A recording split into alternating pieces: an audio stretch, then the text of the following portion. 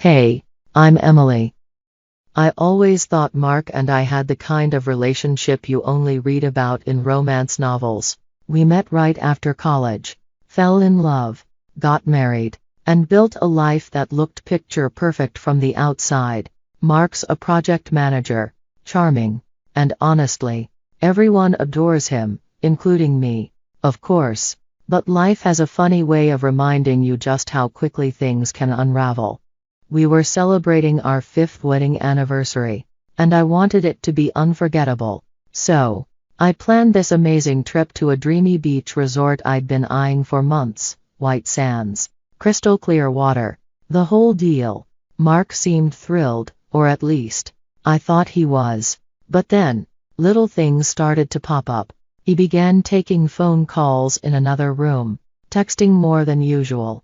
"It's just work, he'd say. But something felt off. "Girl, you're overthinking it. Relax.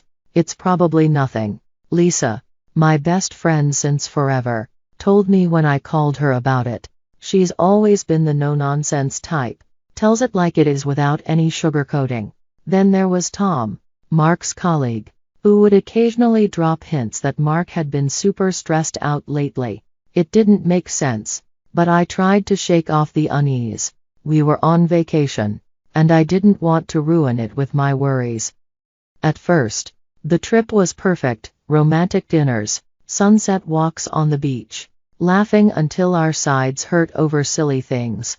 It felt like we were reconnecting. One evening, Mark said he was going to the bar to grab us some drinks. I stayed back, soaking in the view, but as time passed, I started to get nervous. When he didn't return, I decided to go check on him. As I approached the bar, I heard laughter, his laughter, but it wasn't just him. A woman's voice, too, familiar, yet completely out of place. My heart sank as I rounded the corner and saw them, Mark and his ex, Sarah, looking way too comfortable, like I didn't even exist, like this wasn't our anniversary trip to celebrate us. Everything clicked in that moment. All the little things I'd brushed off suddenly made sense. I felt my world stop. Later that night, when Mark finally came back to the room, I confronted him. His face was still flushed, whether from laughter or guilt, I couldn't tell. "What the hell was that with Sarah?" I asked, my voice shaking, but loud enough to make my point. "Emily, babe, you're blowing this out of proportion. We just ran into each other. It's nothing," he said, his voice too calm, his smile clearly forced. "Overreacting? Don't treat me like I'm stupid, Mark. I'm not blind. Seriously, you're being paranoid. She's just an old friend." He reached out to hug me, but I pushed him away, fury building up inside. That night, I couldn't sleep. His words kept replaying in my head: paranoid, overreacting, but I knew what I saw. I needed to talk to someone who would actually understand. So I called Lisa. It was late, but she picked up on the first ring. "Lisa, I saw him, with Sarah. They were too close." "Emily, breathe. Tell me everything." Lisa's voice was like an anchor, steady in the chaos. I unloaded every detail: how Mark had been acting distant, all the excuses, and finally, seeing him with Sarah. Lisa listened quietly before speaking. It's time to think about your next move, strategically. This isn't just about what happened tonight. This is about your life." "Strategically? What do you mean?" "You need to show him that you're not someone he can manipulate or walk all over. How about serving him divorce papers? Let him know you're serious, that you're done with his games." The idea hit me like a freight train, bold, shocking, but it also felt right, empowering even. But how? We're still here, in the middle of this supposed romantic getaway, I said, feeling overwhelmed. "Exactly," Lisa replied. "Leave him the papers here. Make it clear you're not playing around. And do it publicly, so there's no hiding what he's done. Let everyone see." The more I thought about it, the more it made sense. With Lisa's help, we drafted the divorce papers online that night. We planned to have them delivered directly to the hotel, ensuring they'd land in Mark's lap at the worst possible moment. The next morning, I acted as if everything was fine, waiting for the right opportunity. When Mark headed out for a swim, I knew it was my chance. I spoke with the hotel manager, explaining the situation briefly. They agreed to help, and the papers would be delivered to Mark at the bar, right in front of his colleagues later that evening. As I walked away from the manager's office, my heart raced, but I felt more in control than I had in days. I wasn't just going to be the woman who stood quietly by anymore. Mark's betrayal was about to become very public, and for the first time, I was standing up for myself. That evening, the bar was bustling, filled with laughter and conversation. I walked in, the divorce papers neatly folded in the manager's hands. He nodded at me subtly, understanding the weight of what was about to happen. I took a deep breath and scanned the room until I spotted Mark, carefree and laughing with his colleagues, as if nothing was wrong. This was it. As the manager made his way toward Mark, I quietly slipped out, determined to find Sarah. It wasn't hard, word travels fast at a resort like this. I found her lounging by the pool, looking completely unsuspecting. "Relax, Sarah," I said, keeping my voice steady. "There's something you need to know about Mark." Her expression shifted instantly, her guard going up. "What are you talking about, Emily?" "He's been lying to both of us," I continued, the hurt clear in my voice, but my stance firm. "I just served him divorce papers. I saw you two at the bar." The color drained from her face as she tried to process my words. "He told me you two were practically separated," she muttered, clearly shaken. "I thought you should hear it from me, not through rumors," I said, turning to leave, giving her space to absorb the truth, the web of lies Mark had spun around us both. Back at the bar, the fallout was swift. Mark's face went pale as he read the divorce papers, his colleagues staring in shock, the murmurs spreading like wildfire. The hotel manager, true to his word, had made the delivery as public as possible, and Lisa, ever the strategist, had already been spreading the news through her network. By the evening, word had reached our circle of friends, as well as Mark's professional connections. The overwhelming support I received was matched only by the palpable disdain for Mark's actions. The consequences hit Mark hard, and fast. Tom, who had been more friend than colleague, felt deeply betrayed. He had vouched for Mark's character at work more than once, and now, he couldn't look him in the eye. "I can't cover for you anymore, Mark. Not after this," Tom said coldly, and shortly after, Mark lost out on a promotion he'd been certain was his. His professional life, like his personal one, began to crumble. As for me, I took this as a sign to start fresh. I left the job where Mark and I had met and joined a new company. It was a chance for a clean slate, a place where I could grow without the shadow of my past. My new colleagues were supportive, and I quickly rose through the ranks, my determination fueled by the freedom of no longer being tied to Mark's deceit. Life had thrown me a curveball, but I caught it and ran with it. Standing on firmer ground, I didn't look back with regret but with understanding. What I had gone through wasn't the end, it was the beginning of something new. The path ahead was mine alone to forge, and I stepped forward with newfound strength and clarity. Life has a funny way of turning the tables when you least expect it. As I embraced my new chapter, Mark's world continued to fall apart. Sarah, stung by the public humiliation and betrayal, wasn't about to let him off the hook easily. She made sure of that. It turned out the deceit ran even deeper than anyone imagined. Sarah had evidence of Mark's involvement in financial fraud, a secret he had carefully hidden. Until now, she took her findings to the authorities, and soon Mark found himself entangled in legal battles. As news of his fraudulent activities spread, it further destroyed what little remained of his reputation, severing the last professional ties that might have survived the scandal of our broken marriage. His financial stability crumbled under the weight of legal fees, and his once expansive social circle dwindled to nothing.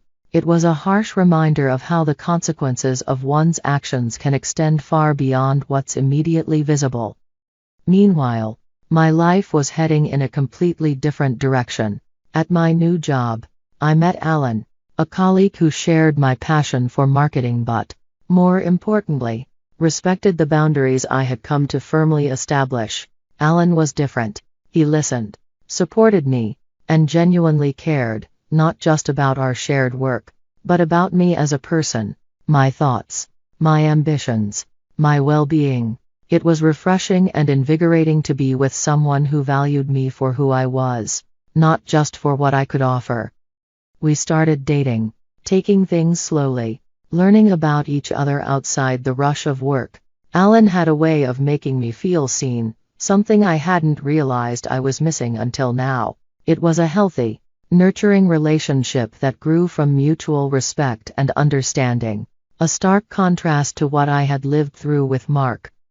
Looking back, I can see how much I've grown. The pain of betrayal had been overwhelming, like a fire I feared might consume me, but instead of letting it destroy me, I used it to forge a new path, one that led to self-discovery and a deeper understanding of my own strength and worth. Mark's downfall, while sad, was a necessary chapter in my life. It was a harsh lesson in the consequences of deceit and the importance of integrity. Now, I stand stronger, more sure of myself, and ready to move forward with clarity and confidence. These were lessons I'd carry with me, but not dwell on. While Mark faced isolation and financial ruin, I found solidarity and success. This journey taught me more than I could have imagined, about resilience, the importance of standing up for oneself, and the incredible power of starting over. Moving forward with Alan by my side and a career that's flourishing, I've come to truly understand the value of my voice and the strength of my spirit. Life is unpredictable, but with every challenge comes an opportunity to learn and grow I did, beyond what I ever thought possible. And that brings us to the end of Emily's journey, from betrayal to triumph. Now, I'd love to hear from you. How do you think you would handle a similar situation if you found yourself in Emily's shoes? Would you choose public exposure, or take a different approach to confronting deceit? Drop your thoughts and experiences in the comments below, and let's start a conversation. If you enjoyed this story, don't forget to hit that like button and subscribe for more. Your support helps us bring more stories like this to light. My name is Emma Chin, and my story begins with dirt under my fingernails and the delicate scent of lilies floating on the air.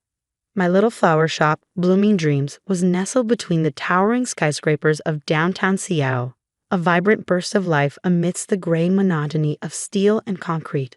Another orchid gave up the ghost. I asked Sarah, my sole employee, as she gingerly removed a wilted plant from the front display.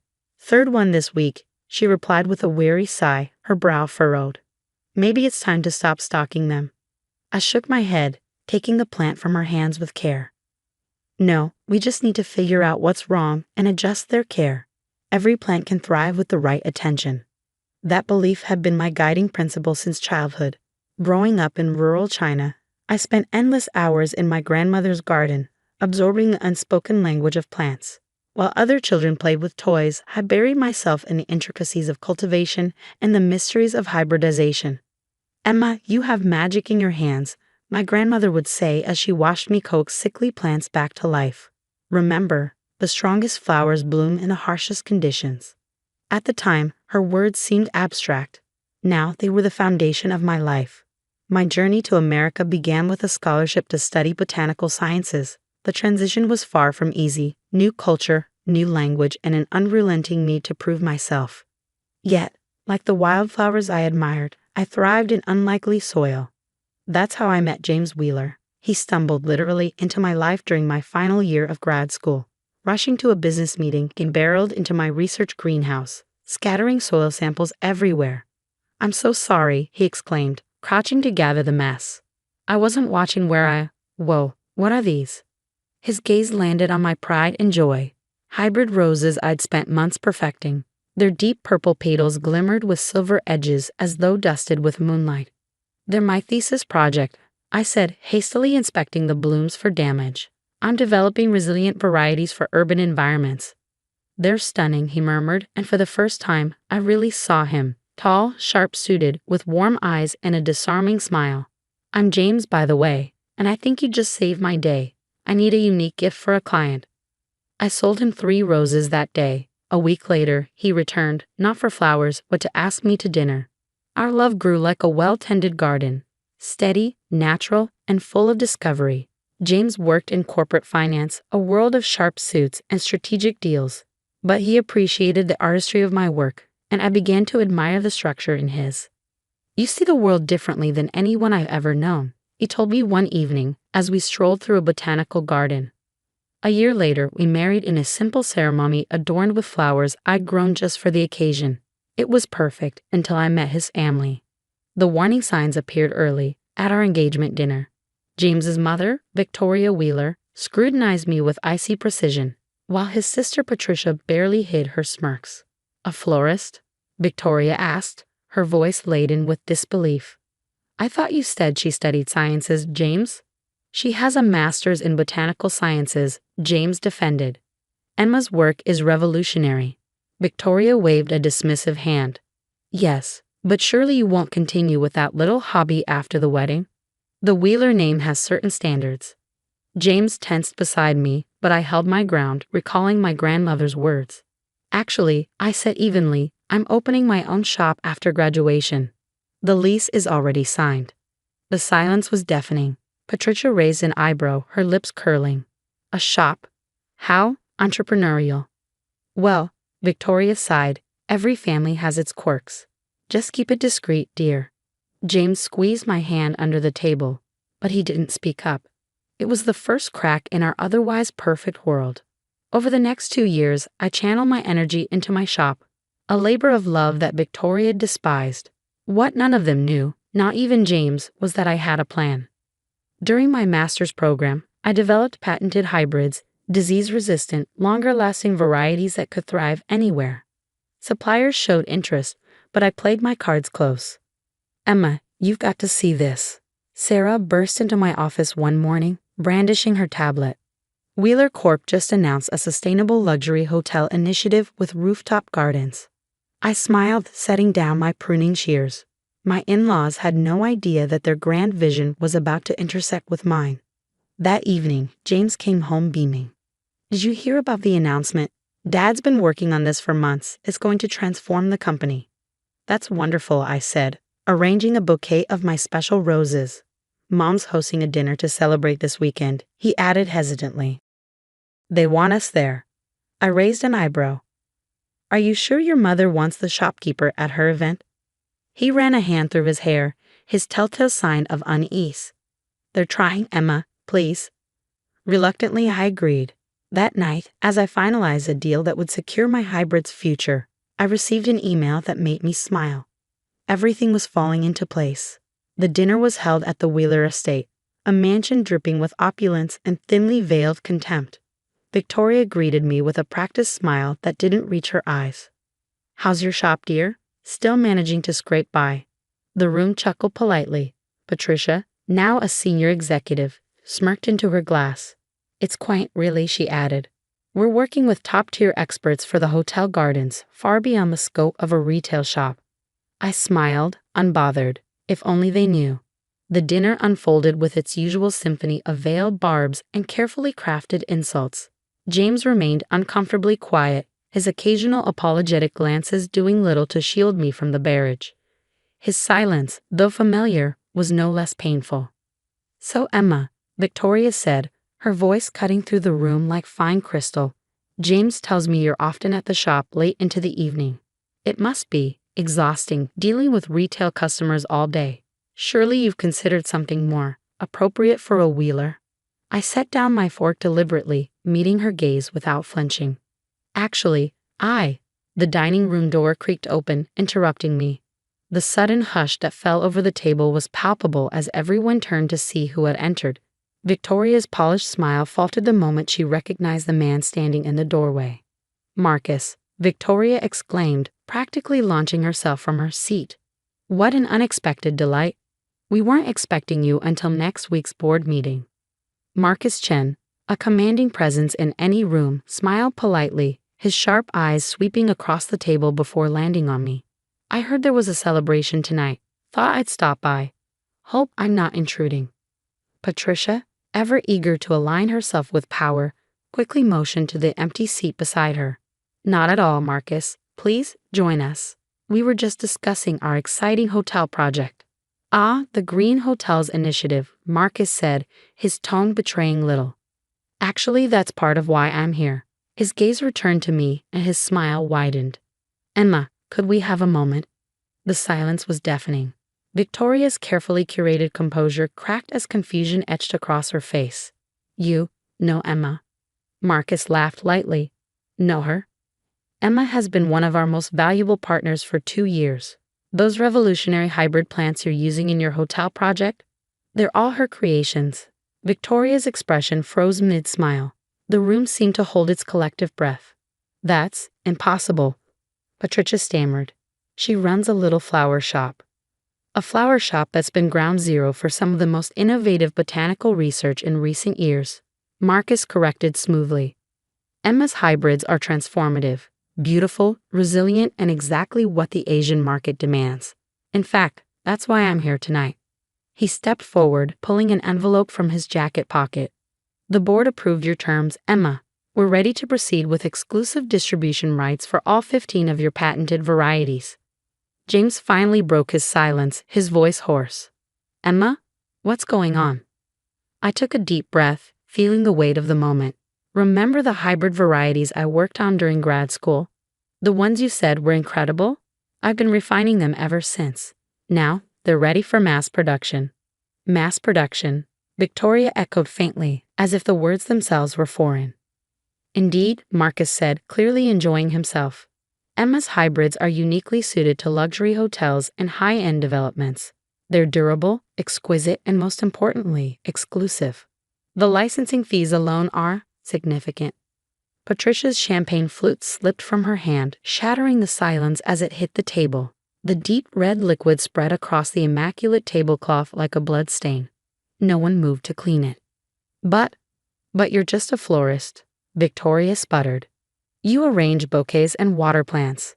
"That shop," I said calmly, "has been my research and development lab. Every plant, every arrangement has been part of an experiment. We've collected years of data that's now invaluable." Marcus nodded. "Which is why we're not stopping with licensing. We'd like to fund your continued research, Emma. The board is prepared to offer a $50 million annual development budget." Victoria's face drained of color as her world unraveled. James stared at me as though seeing a stranger. Patricia's mouth opened and closed, no words escaping. Finally, Patricia found her voice. "Why didn't you tell us?" "Would you have believed me?" I asked evenly. "From the moment I joined this family, you've made it clear how you see me. As a simple shopkeeper, someone beneath you. What would change if I told you?" "But James knew, didn't he?" Victoria demanded, her tone accusatory as she turned to her son. James shook his head slowly. I didn't." "No," I said quietly. "You didn't? You saw what you wanted to see, just like the rest of your family." Marcus cleared his throat, reclaiming the room's attention. "There's one more thing. Given the importance of Emma's hybrids to the hotel project, we'd like her to oversee the entire supply chain. To that end, we're proposing to acquire controlling interest in Wheeler Corp's botanical division." Victoria's head snapped up, her carefully maintained composure cracking. "You want us to report to her?" "Actually," I interjected, "I already do. I finalized the purchase of Green Life Industries, your primary supplier, this morning." Chaos erupted. Patricia shouted about betrayal and corporate hierarchy, while Victoria collapsed back into her chair, clutching her fan as though it could revive her sinking pride. James said nothing, his silence louder than the clamor around us. "This is unacceptable." Victoria finally screeched. "James, you can't allow this." I turned to my husband, my voice calm but firm. "James hasn't been part of my business decisions, just as he's never been part of your constant belittling." He didn't speak up then, and I doubt he will now. "Emma," James began weakly, but I cut him off with a look. Marcus touched my shoulder gently. "Shall we?" he asked, holding the contracts in hand. As we left the dining room, Victoria's thin, strained voice followed us. "James, do something." But there was nothing left to do. The walls of their assumptions had crumbled, leaving only the truth they had refused to see. In my spacious office at Chen Agro Corp's Seattle headquarters, Marcus and I finalized the contracts. The city lights sparkled like distant stars, a reminder of how far I had come. "You could have told them sooner," Marcus said, watching me sign the final document. "Would it have made a difference?" I asked. They needed this moment to understand the cost of underestimating someone. "And James?" I hesitated, the pen hovering over the page. "That's a conversation for another day." When I returned home, James was waiting, his silhouette framed by the darkened window. "Were you ever going to tell me?" he asked, his voice low. "Would you have listened?" I countered. "Or would you have seen only what your family sees?" "That's not fair," he said, his voice breaking. "I loved you for who you are." "Did you?" I asked quietly. "Or did you love the idea of the wife who made you look broad-minded? The florist you could see past?" He didn't answer. He didn't need to. The weeks following that fateful dinner party marked a seismic shift, not only for Wheeler Corp, but for the lives orbiting its influence. News of the revelation spread like wildfire through Seattle's corporate circles, altering alliances and reshaping the power dynamics of an elite that prided itself on appearances. Victoria Wheeler, ever the consummate society strategist, launched a campaign to salvage her reputation. Emma always had promise, she declared at a high-profile charity gala, her voice strategically loud. We simply believed in giving her space to realize it. Though I wasn't present, Sarah, my shop manager and newfound informant, relished relaying such moments. She came by the shop, Sarah reported one morning, barely suppressing her laughter. Asked if she could join our exclusive client list. I looked up from the research report I was reviewing. "What did you say?" "That we're no longer taking retail clients," Sarah grinned. You should have seen her face. Patricia, meanwhile, found her once unquestioned authority at Wheeler Corp eroding rapidly. Board members who had previously dismissed my contributions now sought my guidance on critical decisions. Her attempts to reassert control were met with quiet, decisive corrections. At our first official board meeting, I reviewed her proposal for the hotel gardens. "These maintenance projections are outdated," I pointed out, displaying comparative data on the screen. "The hybrids require specialized care. Unless you prefer, we use standard varieties, which would undermine the exclusivity we've marketed." Patricia's cheeks flushed as she sat back in her chair, silenced by the weight of evidence. While corporate battles played out in boardrooms, a quieter, more personal reckoning unfolded at home. James and I circled each other warily, the foundations of our marriage unsettled. One evening, I found him in my home office, staring at the framed patents on the wall. "I remember when you created this," he said, his fingers brushing the glass. "I thought they were just pretty flowers." "They were never just flowers, James," I said.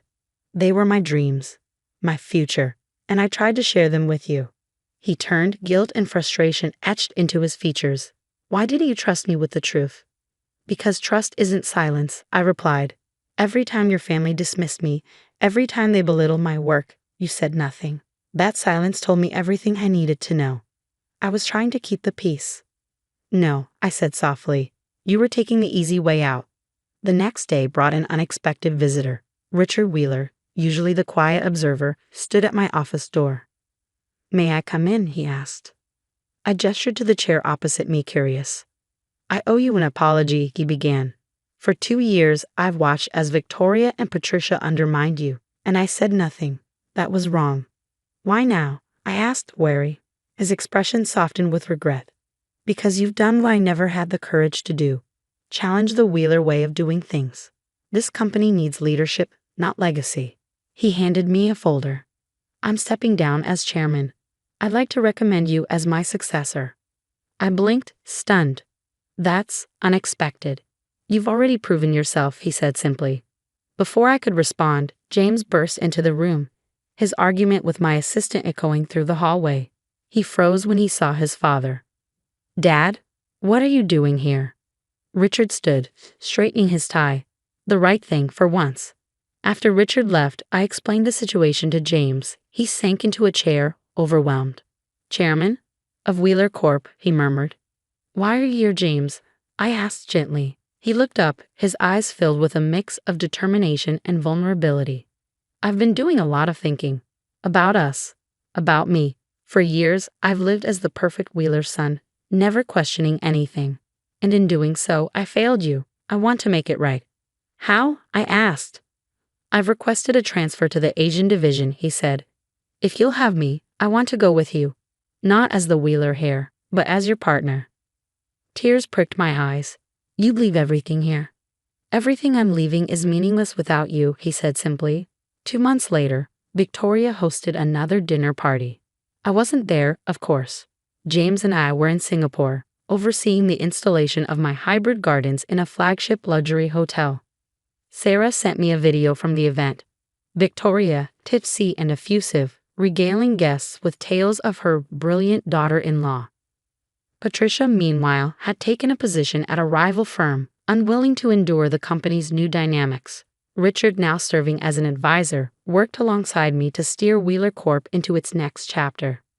As our plane descended into Singapore's glittering skyline, James reached for my hand. Ready for our new adventure? He asked. I smiled, squeezing his hand. Always. The real triumph wasn't in proving anyone wrong or claiming titles. It was in staying true to myself, nurturing my dreams through the storms of judgment and doubt. My little flower shop had bloomed into a legacy beyond what anyone imagined, except perhaps me, because I had always believed that with care, patience, and resilience, even the smallest seed could transform into something extraordinary. I grew up enchanted by the magic my grandmother created in her tiny kitchen. Each morning, the warm, comforting aroma of freshly baked bread and pastries would weave through our modest apartment, drawing neighbors like moths to a flame. Her hands, weathered yet masterful, could transform the simplest ingredients into creations that brought joy to everyone lucky enough to taste them. Remember this, Emma, she'd often say, kneading dough with rhythmic precision. Good food isn't just about taste. It's about creating memories. Her words stayed with me long after she passed away, leaving behind a well-loved recipe book filled with her handwritten notes and secrets. I was 16 at the time, but I knew then what I wanted my life to be. 10 years later, I had graduated from culinary school and spent countless hours humming my craft in various bakeries. Every paycheck went straight into my dream fund, inching me closer to opening my own bakery. The journey wasn't easy. Double shifts left my feet aching, my hands raw. But I never wavered. I had a vision. That's when I met James. It was a rainy Tuesday morning, and he walked into the bakery where I worked, seeking refuge from the downpour. His damp suit and askew tie gave him a disheveled charm. But it was his smile that lit up the room.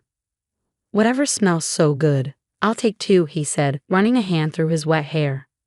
I had just pulled my signature lavender honey croissants from the oven. You're in luck, I said, placing one on a plate. First one's on the house. He took a bite, his eyes widening in delight. This is amazing. Please tell me you're not married. I laughed at his boldness. Is that your way of asking me out? Only if it's working, he replied with a grin. It was. James was unlike anyone I'd ever met, kind, supportive, and genuinely interested in my dreams. When I told him about my plans to open my own bakery, he didn't dismiss them as far-fetched like others had. Instead, he asked thoughtful questions and offered encouragement. Our relationship blossomed quickly. 6 months later, we were discussing marriage. That's when I met his family, and everything changed.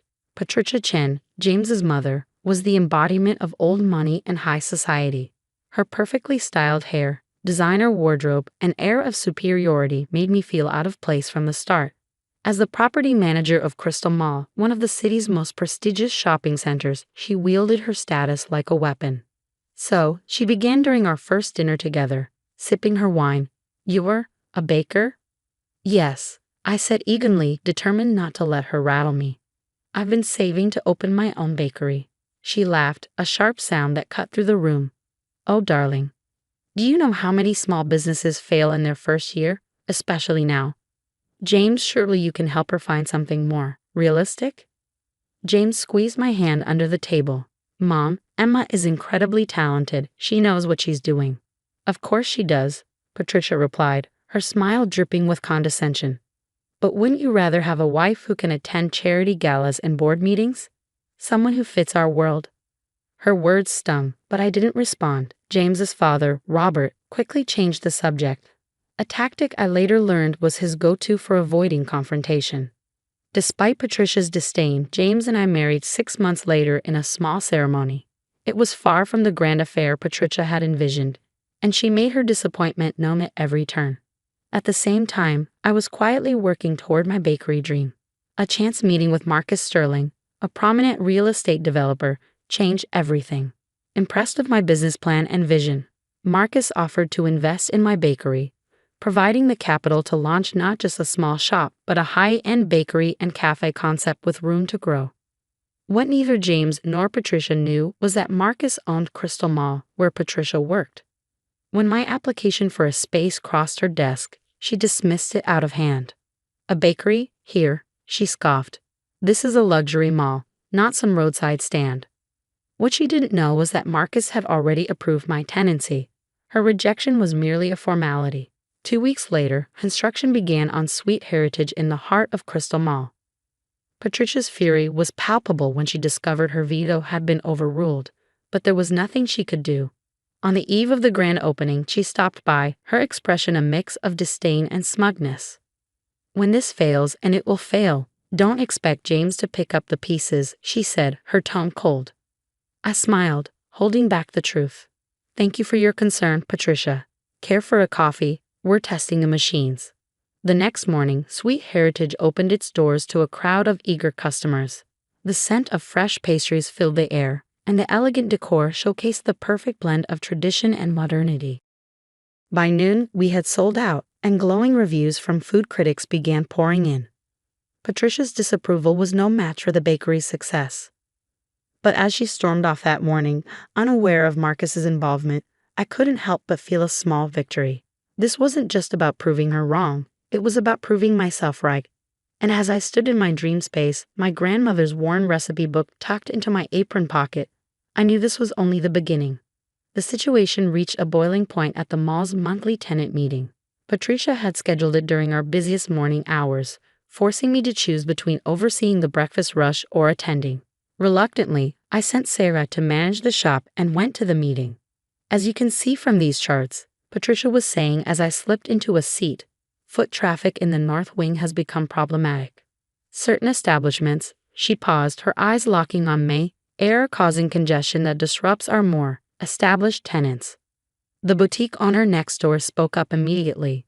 Actually, since Sweet Heritage opened, our sales are up 30%. Their customers shop while they wait for their orders. A ripple of agreement ran through the room. Patricia's face tightened. Well, she tried again. There have been complaints about odors. You mean the smell of fresh bread? Someone interrupted with a chuckle. It's fantastic. My customers say it makes the whole mall feel cozier. And what about Patricia? Marcus's calm but firm voice cut her off. Sitting at the back, the mall's owner had been silently observing.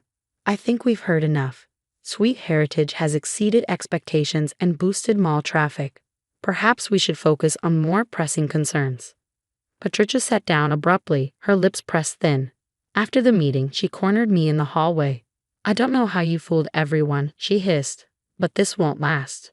You're not good enough for this mall, or for my son. Mom, James's voice startled her. He'd arrived to meet me for lunch. Patricia immediately softened. James, darling. I was just expressing concern about the stress Emma must be under, running a business like this. Surely you prefer her to have more time for family. The only stress I feel, I said evenly, comes from your constant interference. How dare you? Patricia snapped. I'm only thinking of my son's happiness. No, James interjected, his tone sharp. You're thinking of yourself. Emma has built something incredible. Why can't you just support her? Patricia's eyes glistened with well-timed tears. I see she's turned you against me. What kind of woman drives a wedge between a mother and her son? The kind who's transforming your entire mall, Marcus said, approaching Patricia, my office. Now. We watched them walk away. James shook his head. I'm so sorry, Emma. I didn't know she was being this awful. It's not your fault, I said, though a part of me wished he'd seen it sooner. Before I could say more, Sarah rushed up, breathless. Emma, the food critic's review is live. The review was everything we'd hoped for, glowing praise for our innovative recipes, warm atmosphere, and excellent service. By evening, our shop was busier than ever, with new customers and even a few well-known food bloggers.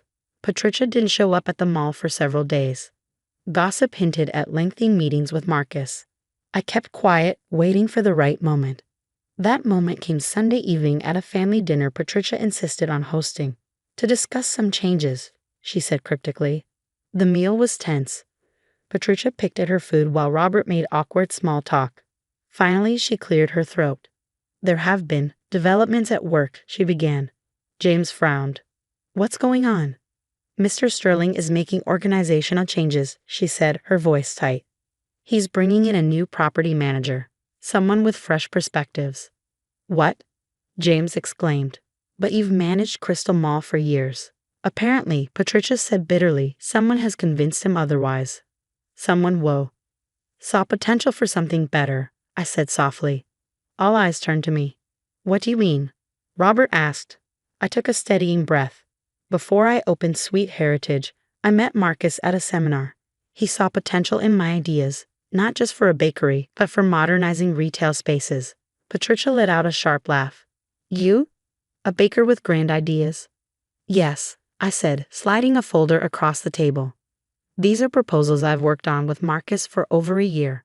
Ideas for transforming Crystal Mall into a modern destination. James opened the folder, his eyes widening. Community spaces, seasonal festivals. Emma, this is amazing. Ridiculous, Patricia scoffed. Marcus would never. I already have, Marcus said, stepping into the room. Patricia's face drained of color. Mr. Sterling. I didn't. Emma owns 51% of Sterling Retail Properties Mall division, including Crystal Mall, Marcus announced. The room erupted. Patricia looked stunned. Robert choked on his wine. It's impossible. Patricia sputtered. Emma has raised mall revenues by 40% in 1 year, Marcus said. Her strategies are reshaping retail. Patricia whispered. Are you taking my job? No, I said firmly. You're being promoted. Regional Operations Director for our expansion. Assuming, I added, you can work professionally with me. Patricia's shock slowly gave way to grudging acceptance. I may have misjudged you. You definitely did, I replied. The question is, what will you do now? As we left, James squeezed my hand. I should have stood up for you sooner. Yes, I said, smiling. But what matters is what comes next. As we drove home, a quiet reflection settled over me. Patricia had been humbled, but questions lingered in my mind. Could her newfound acceptance of me endure beyond the reach of circumstance? Would it mean more or less? Because it had been spurred by necessity rather than genuine change. The next day heralded fresh challenges. News of the management shifts swept through the mall, transforming my daily interactions. Some employees greeted me with respect, others with nervous glances that hinted at their fears about the future. Yet beneath the surface, there was a growing energy, the buzz of something new and promising taking shape. Patricia, meanwhile, had taken a week to process the upheaval. When she returned, it was with a surprising fervor for the new initiatives, though her motivation seemed more about proving herself to Marcus than embracing the vision. Still, it was progress. 3 weeks later, she appeared at Sweet Heritage before dawn. Her usually immaculate posture was softened by uncertainty, and her designer handbag seemed more like a shield than an accessory. We need to talk, she said simply. I was wrist-deep in croissant dough, but gestured toward my office. 5 minutes. She waited silently, observing as I finished the delicate laminating process. By the time we sat across from each other, the tension had thickened. Her eyes wandered over the shelves in my office, pausing on my grandmother's recipe book. I've been reviewing the expansion plans, she began, her tone uncharacteristically measured. The demographic data for the suburban locations is impressive. I nodded. Thank you. I stayed silent, waiting for her to say what she had really come to say. Her fingers worried at the pearls around her neck. Finally, she spoke, her voice wavering. I owe you an apology. I didn't respond immediately. I wanted to hear her out. When James introduced you to us, I was prejudiced. I saw someone I believed didn't belong. Someone I thought would hold my son back. I couldn't have been more wrong. Her candor caught me off guard, but I simply asked, and now? Now, I see someone with vision and character, someone who took every opportunity to retaliate against me and chose grace instead. You've built something extraordinary, and I misjudged you completely. I leaned back in my chair, crossing my arms. And what changed your mind? You did, she said softly. Your actions, your resilience. And this place, it's more than a bakery, isn't it? It's a living, breathing example of what retail can become. That's the idea, I replied. Retail isn't just about transactions anymore. It's about creating connections and experiences, about telling stories. Her gaze drifted to the recipe book again. The morning buns, she said, almost to herself. Yes. They remind me of the ones my grandmother used to make. I lost her recipe years ago. I stood and retrieved the book from the shelf. Would you like to see how they're made? Her eyes widened, tears gathering at the corners. You'd share that with me.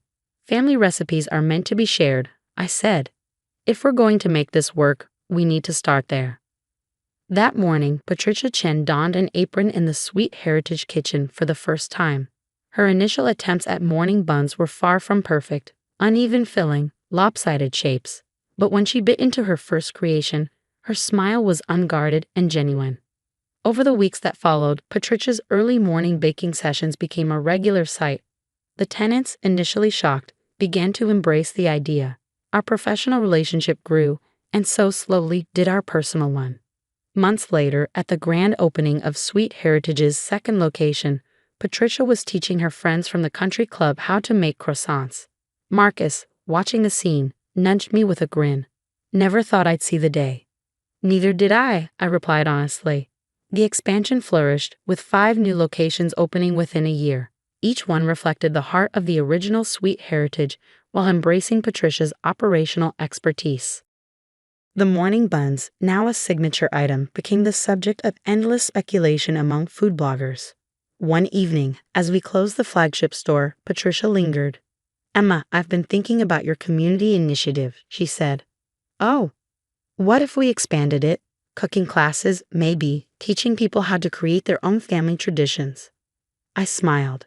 I think that's a wonderful idea. Her hug was unexpected but warm. Thank you, she whispered, for not giving up on me. As I drove home, I reflected on how life's sweetest triumphs often lie in the connections we forge.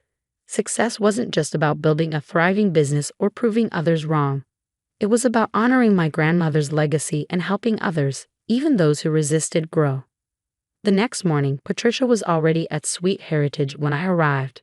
I was thinking, she said, her apron dusted with flour. Maybe we could create a special pastry for James and your anniversary, something that tells your story. Our story, I corrected gently, the bitter and the sweet. She smiled, understanding. Yes, all of it. As we worked side by side in the warm glow of the rising sun, the scent of fresh possibilities filled the air. It wasn't just a new beginning for the bakery or the mall. It was a new beginning for us all. Enough, Susan, my mom shouted, her voice quivering with frustration as she leaned forward, her glare cutting through the tension like a blade. The ornaments on the Christmas tree sparkled faintly under the dim glow of the living room lights, but the festive warmth felt cruelly hollow. I sat frozen, my hands gripping my lap, trying to quell the anger rising inside me. You always have to make everything about you, my dad added, his tone sharp enough to sting. The words hit harder than I expected, and for a moment, the only sound in the room was the faint ticking of the clock on the mantel. My name is Susan Blanchard. I was 32 years old then, and this was Christmas Eve in the late 1970s, a time when families like ours in rural Illinois depended on one another. Our family farm, passed down for generations, was struggling to stay afloat. Years earlier, I'd moved to Chicago to become a lawyer, a choice my parents still saw as a betrayal of our roots. Meanwhile, my older brother Jake stayed behind, running the farm and basking in the glow of our parents' constant praise. I didn't resent him for staying, it was how they treated me that stung. No matter what I did, I was always the outsider. Since summer, I'd quietly sent money to the farm's shared account, hoping to help with the mounting bills Jake had mentioned. He'd asked me to keep it between us, insisting it would hurt our parents' pride if they knew. At the time, it made sense. I trusted Jake to handle it. But now, sitting at the table, listening to our parents heap praise on him for sacrificing so much to save the farm, I felt a deep sense of betrayal. Jake's the reason we've been able to keep things going, my mom said, her voice thick with pride. I don't know what we'd do without him. I looked across the room at Jake, expecting some sign of acknowledgement or guilt. Instead, he leaned back in his chair with a smirk, clearly enjoying the spectacle. That was the breaking point.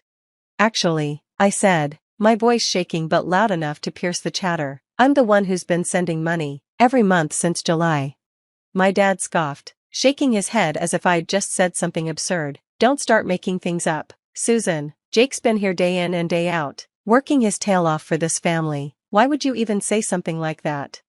The dismissive tone stung more than the words. My mom crossed her arms, her expression cold. Honestly, Susan, it's Christmas. Can we not ruin the evening with your need for attention? Anger and humiliation surged through me. I'm not making it up, I said firmly. I've been depositing money at the Chicago branch of the bank directly into the farm account. Every single deposit came from me. But they weren't listening. My dad waved me off with an exasperated sigh, and my mom turned to Jake, who shrugged, feigning ignorance. The frustration was unbearable. Are you really going to sit there and lie, Jake? I demanded, my voice sharp. You know I've been making those deposits. Jake didn't flinch. He leaned back, his smirk widening. I have no idea what you're talking about, Susan, he said, his tone dripping with false innocence. My blood boiled. Unbelievable, I muttered, shaking my head, but our parents didn't seem to care. My dad sighed heavily, as if I were the one ruining the evening, while my mom cast Jake a sympathetic glance, as though he were the victim. I stood, my chair scraping against the floor, and locked eyes with Jake. You know exactly what I'm talking about, I said, my voice trembling with anger. Those deposits weren't small. You've been letting our parents believe you're some kind of hero, when all you've done is lie. If you don't admit it now, I'll leave first thing tomorrow, I said firmly, my voice steady despite the storm of emotions roiling inside. I'll go back to Chicago and get the proof myself. Jake shrugged, leaning back in his chair with infuriating nonchalance. You're wasting your time, Susan, he said with a chuckle. Whatever story you've cooked up in your head, go ahead and prove it. In that moment, I realized Jake didn't think I'd actually follow through. To him, this was just another family argument that would fizzle out, one where I'd eventually back down, letting him win like always. His smirk said it all. He thought I was too afraid of the fallout to take action. But that smirk only fueled my determination. I wasn't going to let him get away with this, not this time. He'd lied, taken advantage of me, and soaked up our parents' praise while treating my contributions like they didn't exist. I wasn't staying silent. The next morning, I packed my bags, unable to endure another moment in that house. When I told my parents I was leaving, my mom sighed, her voice heavy with disapproval. It's Christmas, Susan, she said, as if I were the one ruining everything. My dad didn't even look up from his coffee. Can't go a single holiday without causing a scene, he muttered. Jake, of course, barely hid his grin, lounging smugly in his chair as though he'd already won. I didn't respond. I wasn't staying, not with everyone acting like I was the problem. I knew the banks were closed, but I didn't care. I needed to get out of there, away from their judgment and his lies. The drive back to Chicago felt endless. The roads were eerily quiet, most people home celebrating with their families. I gripped the steering wheel tightly, the cold winter air seeping into the car, despite the heater working overtime. My thoughts churned, replaying the events of the night before. Jake didn't believe I'd actually do it. He probably thought I'd stew in silence, too intimidated by our parents' blind faith in him to act. But this time was different. I was done being dismissed, done letting him walk all over me. As I passed snow-covered fields and frozen lakes, one thing became certain: I would get the proof, and I would make sure everyone knew the truth. A few days later, when the banks reopened, I went straight to the Chicago branch. The morning was bitterly cold, the kind of cold that stung your skin and made every breath sharp. I stepped inside, the warmth of the bank a welcome relief, and approached the counter. Good morning, the teller greeted me with a polite smile. How can I help you today? I explained, my tone firm but measured, that I needed copies of every deposit I had made to the Blanchard farm account since July. The teller nodded and disappeared into the back, He returned with a thick ledger and a small machine that began printing receipts. One by one, the records emerged, each with my name, the dates, and the amounts clearly listed. When he handed me the stack of receipts, his smile was polite but curious. "Here you go, ma'am. Let us know if there's anything else you need." "Thank you," I said, my hands trembling slightly as I gripped the papers. They weren't just receipts, they were proof, undeniable evidence of Jake's lies. With the stack in hand, I headed back to my car. The roads were still slick from the recent snowstorm, but I didn't care. I needed to get back to the farm.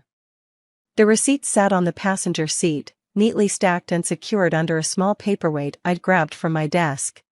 Every time I glanced at them, my anger reignited. Jake really thought he could get away with this, and worse, that our parents had so readily taken his side. The drive back felt longer this time, the farm seeming farther away with every mile. As I passed through quiet towns and frozen landscapes, my mind raced, replaying every dismissive comment, every smug grin Jake had flashed during Christmas Eve. By the time I pulled into the long driveway leading to the farmhouse, adrenaline was coursing through me. My hands trembled as I gripped the wheel, but I knew one thing for sure, I wasn't leaving until they saw the truth with their own eyes. I walked into the house, the receipts clutched tightly in my hand, the cold from outside still biting at my coat. My mom was in the kitchen, stirring a pot on the stove, while my dad sat at the dining table, the newspaper held in his usual grip. Jake leaned against the counter, casually eating an apple, looking as smug as ever. They all turned to face me as I entered, but I didn't wait for any of them to speak. Instead, I strode to the table and dropped the stack of receipts in front of my dad. "There," I said, my voice steady but firm. "Every deposit I've made to the farm account since July. My name, the dates, the amounts, it's all right there." My dad frowned, setting down his newspaper as he picked up the receipts. He started flipping through them, his brows furrowing deeper with each page. My mom wandered over, wiping her hands on a dish towel, her expression a mix of curiosity and skepticism. Jake stayed where he was, but I noticed his smirk falter, just for a second. This can't be right," my dad muttered, scanning the pages again. "Why would you do this, Susan?" My mom's lips thinned as she leaned in to see for herself. "Jake said he's been covering everything," she said, her tone laced with confusion and disbelief. I turned to Jake, locking eyes with him. "Well, Jake?" I asked, my voice sharp. "Are you still going to lie about it now?" Jake chuckled, tossing the apple core into the trash with a casual flick of his wrist. "Susan," he said smoothly, "I don't know where you got those, but they're not real. You probably forged them to make me look bad." His calm, mocking tone churned my stomach.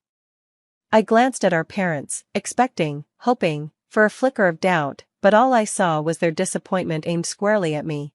"Susan," my dad said, his voice low and angry, "what's gotten into you? This is a new low, even for you."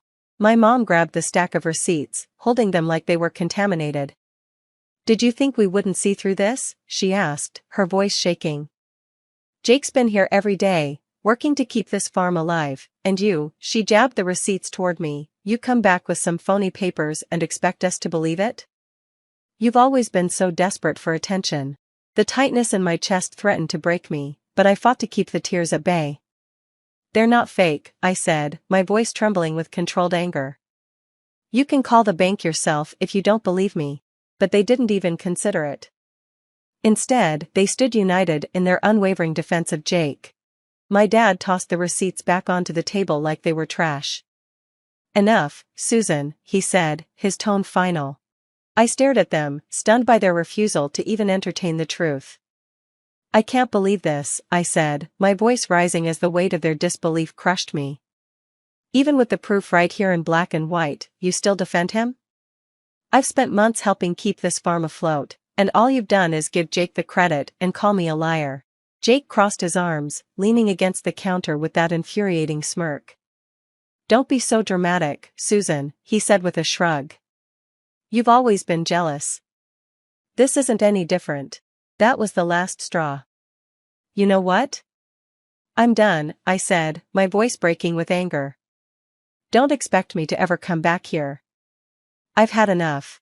My mom's face tightened, and my dad shook his head in disappointment, as if I were the one in the wrong. Without another word, I turned and walked out, slamming the door behind me. The cold air hit me like a slap, but it was better than staying in that house another second. By the time I got back to Chicago, I'd made up my mind. No more bending over backward for people who refused to see the truth. The first thing I did after unpacking was call the bank. No further transfers to that account, I told the teller, my voice steady, despite the anger bubbling beneath the surface. It felt strange, like cutting a cord that had tied me to the farm for so long. But it also felt freeing, like I was finally letting go of a burden I never should have carried. At first, I thought I'd feel guilty. I didn't. Every time I thought about Jake's smug face or our parents' blind defense of him, my resolve only strengthened. Let Jake handle the farm. Let him be the hero he pretended to be. I wasn't going to keep throwing money into a place that treated me like an outsider. 6 months passed in silence. Not a phone call, not a letter, nothing. I focused on my work and tried to push the anger and hurt aside. Then, one summer afternoon, there was a knock on my apartment door. I wasn't expecting anyone. When I opened it, I froze. Standing there were my mom and dad, looking tired and hesitant. My dad cleared his throat. "Can we come in?" he asked, his voice quieter than usual. My mom clutched her purse tightly, her lips pressed into a thin line. Part of me wanted to slam the door in their faces. But curiosity won out. I stepped aside and let them in. They sat awkwardly on my couch, glancing around like they didn't know where to start. "What do you want?" I asked finally, leaning against the armrest of a chair with my arms crossed. Whatever they had to say, I wanted it out in the open. My dad stared at the floor, his voice low and hesitant. "Susan, we owe you an apology." "A big one." My mom nodded, her grip on her purse so tight her knuckles were white. "We were wrong," she said softly. "We didn't believe you when you tried to tell us the truth. And, we need to make this right." I crossed my arms and leaned back in the chair. "Go on," I said, my tone sharper than I intended. My dad let out a heavy sigh. "After you left, things started falling apart on the farm, bills piled up, equipment broke down, and the crops didn't bring in enough to keep us going. At first, we thought Jake had it handled. He kept saying he'd figure it out, but he didn't, and when we pressed him, he trailed off, glancing at my mom. Her eyes were brimming with tears as she picked up where he left off. He confessed. Susan, he admitted it. You were the one making the deposits all those months. You were the reason we stayed afloat." She hesitated, her voice trembling. "We couldn't believe it, not just that he lied, but that we didn't listen to you when you tried to tell us. We're sorry, Susan, truly sorry, for not believing you, for how we treated you, for everything. You didn't deserve any of it." I stared at them. For the first time, I saw something in their faces I hadn't expected, genuine shame. My dad met my gaze, his expression heavy with regret. "We're asking for your forgiveness, Susan," he said quietly. "I know we don't deserve it, but we had to come here and tell you the truth. You saved the farm, and we owe you more than an apology." For a moment, I let their words hang in the air. Part of me wanted to let the silence stretch on forever, to make them sit with their guilt, but instead, I asked, "Where's Jake?" My voice was calm, but anger simmered just beneath the surface. My mom exchanged a nervous glance with my dad before answering. "He's still at the farm. He wanted to come with us, but we thought it was better if we spoke to you alone first." My dad nodded, shifting uncomfortably. "He's been keeping to himself since he admitted everything. I think he knows there's no excuse for what he did. He's ashamed." "Ashamed?" I repeated, letting out a bitter laugh. "That's rich. After months of letting you believe I was a liar? After taking credit for everything I did to keep the farm running?" My dad looked down, his face pale. "You're right," he said softly. "We let it go on far too long. That's on us as much as it is on him. But he wanted us to tell you that he's sorry. He knows he doesn't deserve forgiveness." "Oh, he wanted you to tell me?" I snapped, leaning forward. "Are you serious? You're still protecting him. Even now, he should be here, apologizing to my face. You should have forced him to come." My voice echoed through the small apartment, and I saw the shock on their faces, but I didn't care. I was done tiptoeing around their favoritism. My mom opened her mouth, but I cut her off. "Do you even hear yourselves?" He lies, manipulates, and twists everything I did into some heroic story for himself. And now, when it's time to take responsibility, you're still shielding him? What? He's too embarrassed to face me, so you're here cleaning up his mess? Do you realize how insane that sounds? My dad shifted uncomfortably, gripping his knees. We thought this would be easier for everyone, he muttered. Easier for who? I shot back. For Jake? For you? Because it sure as hell isn't easier for me. Neither of them had a response. My mom looked down at her hands, nervously twisting the strap of her purse, while my dad stared at the floor, his jaw tight. The silence between us stretched, heavy and suffocating, until finally, my dad stood. You're right, he said quietly, not meeting my eyes. We should have brought him. We should have made him face you. I don't know why we didn't. Maybe because we've been making excuses for him for so long. It's just what we do. My mom followed his lead, clutching her purse to her chest. She looked at me with watery eyes, her voice barely above a whisper. We're sorry, Susan. You deserved better from all of us. Without waiting for a response, they walked toward the door. My dad opened it, pausing for a moment to glance back at me, his face filled with regret. Then they were gone, the door clicking shut behind them. For a long time, I just sat there, the weight of their shame hanging in the room like a ghost. For the first time in my life, it felt like they finally saw the truth. A week later, there was another knock at my door. When I opened it, my stomach turned. Jake was standing there, hands stuffed in his jacket pockets, looking as miserable as I'd ever seen him. Susan, he said, his voice low and hesitant, can I come in? For a moment, I considered slamming the door in his face, but instead, I stepped aside, letting him in without a word. He stood awkwardly in the middle of the living room, shifting his weight from one foot to the other. He didn't sit or take off his jacket. Finally, he spoke. I came to apologize, he said, his voice barely above a whisper, for everything, for lying, for taking credit for the money you sent, for letting Mom and Dad treat you the way they did. His voice cracked, but I stayed silent, waiting. I don't have an excuse, he continued. I was jealous of you, Susan. I've always been jealous. You've done so much with your life, and I stayed behind. I thought if I could keep their approval, I'd feel, I don't know, important, but it was wrong, all of it. Jake's voice broke completely, and before I could say anything, he dropped his head into his hands and started to cry, big, heavy sobs that shook his entire body. It wasn't the kind of crying you fake. It was raw, filled with shame. For a moment, I just stood there, unsure of what to say or do. After that day, something shifted. My parents didn't call right away, but when they did, their tone was different. No defensiveness, no excuses. My dad mentioned they'd started handling the farm finances themselves. My mom let it slip that Jake was working to make things right. It wasn't everything, but it was enough. As for Jake, he stayed out of my way after that apology. He didn't try to fix things too quickly, which was fine by me. Trust isn't something you rebuild overnight. But knowing my family finally saw the truth, and the hurt they'd caused, was enough to give me a little peace. Why did it have to be you?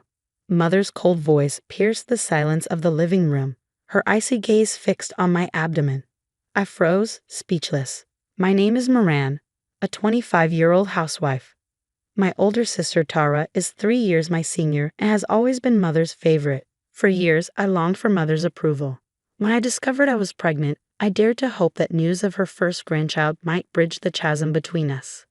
That day, my husband Warner and I visited my parents' house to share our announcement.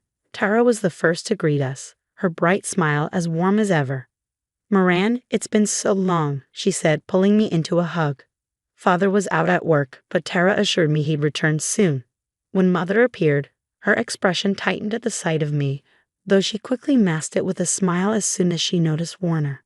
Oh my, I don't have anything prepared for your visit. Just a moment, she said, retreating to the kitchen. Minutes later, she returned with a plate of homemade cookies. They were laden with sugar, something she knew I disliked. Ah, that's right. Moran doesn't like sweets, does she? She said with exaggerated concern, her gaze shifting to Warner. I'm sorry. Warner smiled politely and replied, Who I'm eating with matters more than what I'm eating. Mother's response was curt. I see. She sat down on the sofa, her gaze still guarded. With everyone seated, I took a deep breath. We came here today because we have something important to share. My voice trembled slightly. Mother's sharp eyes bore into me, but I pressed on. Actually, I'm pregnant. For a moment, the room was utterly silent. Then Tara broke it with a joyous cheer. "Moran, congratulations," she said, throwing her arms around me. But Mother's expression darkened.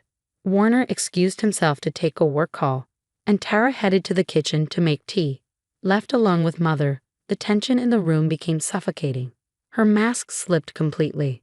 "Why did it have to be you?" She spat, her voice trembling with suppressed rage. I opened my mouth to respond, but she cut me off. "The first grandchild should have been Tara's. Someone like you." Before I could process her words, she stood abruptly and kicked me hard in the stomach. The pain was searing, and I collapsed, a scream tearing from my throat. "Mother, stop." Tara's horrified cry came from the kitchen doorway. She ran to me as Warner burst back into the room, his face a mix of shock and fury. "Moran," he shouted, kneeling beside me as I curled into myself, trembling. Tara grabbed her phone and called an ambulance while Warner held me protectively. "What are you doing?" She bumped into the dresser, Mother said calmly, waving a dismissive hand. But Tara's voice cracked with anger. "Mom, I saw you. You kicked her in the stomach." As the sound of ambulance sirens grew louder, I drifted in and out of consciousness. Warner squeezed my hand, whispering, "It's okay. I'm here." Tara was sobbing as she restrained Mother, shouting, "What if something happens to the baby?"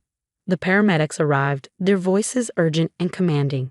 As they lifted me onto the stretcher, Mother's cold stare burned into me, a concentrated embodiment of the disdain she'd shown me my entire life. Tara rode with me in the ambulance, holding my hand tightly. "I'm so sorry," she said over and over, tears streaming down her face. I should have noticed before. Despite my pain, I felt a glimmer of gratitude for my sister. Her warmth and love had been a constant, even in the shadow of Mother's indifference. As the ambulance sped toward the hospital, the glow of streetlights flickered across my vision. My mind drifted to memories of my childhood. When had Mother's treatment of Tara and me diverged so starkly? I couldn't pinpoint the moment, but I knew Mother, the town's former beauty queen, had always reveled in how Tara mirrored her looks. Every neighbor's compliment, "You're Patricia's daughter, aren't you?" seemed to make her glow with pride. I, however, with my features taking after Father, had always been her disappointment. Lying in a hospital bed later that night, I came to a decision. It was time to end this toxic relationship with Mother, for my sake and for my child's. I still vividly remember one Christmas morning when I was 8 and Tara was 11. The tree was adorned with shimmering lights, and beautifully wrapped presents were stacked beneath it. Tara opened her gift first, a trendy, brand-name dress. Mother beamed with pride. "It's perfect for Tara. She is my daughter, after all," she said, her voice dripping with affection. When my turn came, I eagerly tore the wrapping off my box. Inside, I found a pair of simple jeans and a t-shirt, likely purchased on sale at Walmart. "These suit you better, Moran," Mother remarked casually. My young self didn't know how to respond. I just nodded, swallowing the lump forming in my throat. It wasn't just about the clothes. Even at mealtimes, the differences were glaring. Mother would heap extra portions onto Tara's plate, urging her, "You can eat more, can't you?"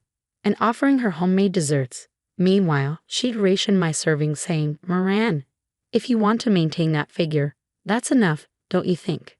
As we grew older, the gap between us widened. Tara blossomed into a popular, confident teenager and became captain of the cheerleading squad. Mother attended every one of her weekend games, snapping endless pictures with pride. I, on the other hand, joined the track team. Despite my strong performance and good times, Mother never once came to watch. "I'm busy," was her perpetual excuse. Father came occasionally, patting my head with a simple, "You did well." But he was preoccupied with work and seemed oblivious to the complexities of our family dynamic. In high school, I began to realize my situation wasn't normal. The turning point came during a conversation with my best friend, Serena. "Moran, your mother is just too cruel," she said one day. I blinked, startled. "What do you mean?" "She buys designer clothes for Tara, but," Serena hesitated, her voice trailing off, "my mom would never treat her kids differently like that." Her words opened my eyes. For the first time, I saw my family through a lens I had avoided, and the truth was painful. Yet Tara remained unaware of the disparity. She genuinely believed I preferred simpler clothes. "Moran, you have such a good figure. You look good in anything," Tara would often say with a smile. Sometimes she even offered to lend me her clothes, but they rarely fit. Mother's treatment worsened when no one else was around. Along with her, her words turned sharp and cutting. "To think I had to give birth to a child like you. Tara would have been enough. Why can't you be more like her?" Her accusations tore at my self-worth, but I learned to hold back my tears, knowing that showing pain only fueled her cruelty. My friends noticed the toll it took on me. On my 16th birthday, Serena and a few others threw me a surprise party. Mother gave me nothing that year, but the small makeup set my friends gifted me remains one of my most treasured possessions. It was around that time that I decided to leave home. I was determined to build a life of my own after high school. Mother's parting words were a sneer. "With just a high school diploma, you'll never amount to anything." But her scorn only steeled my resolve.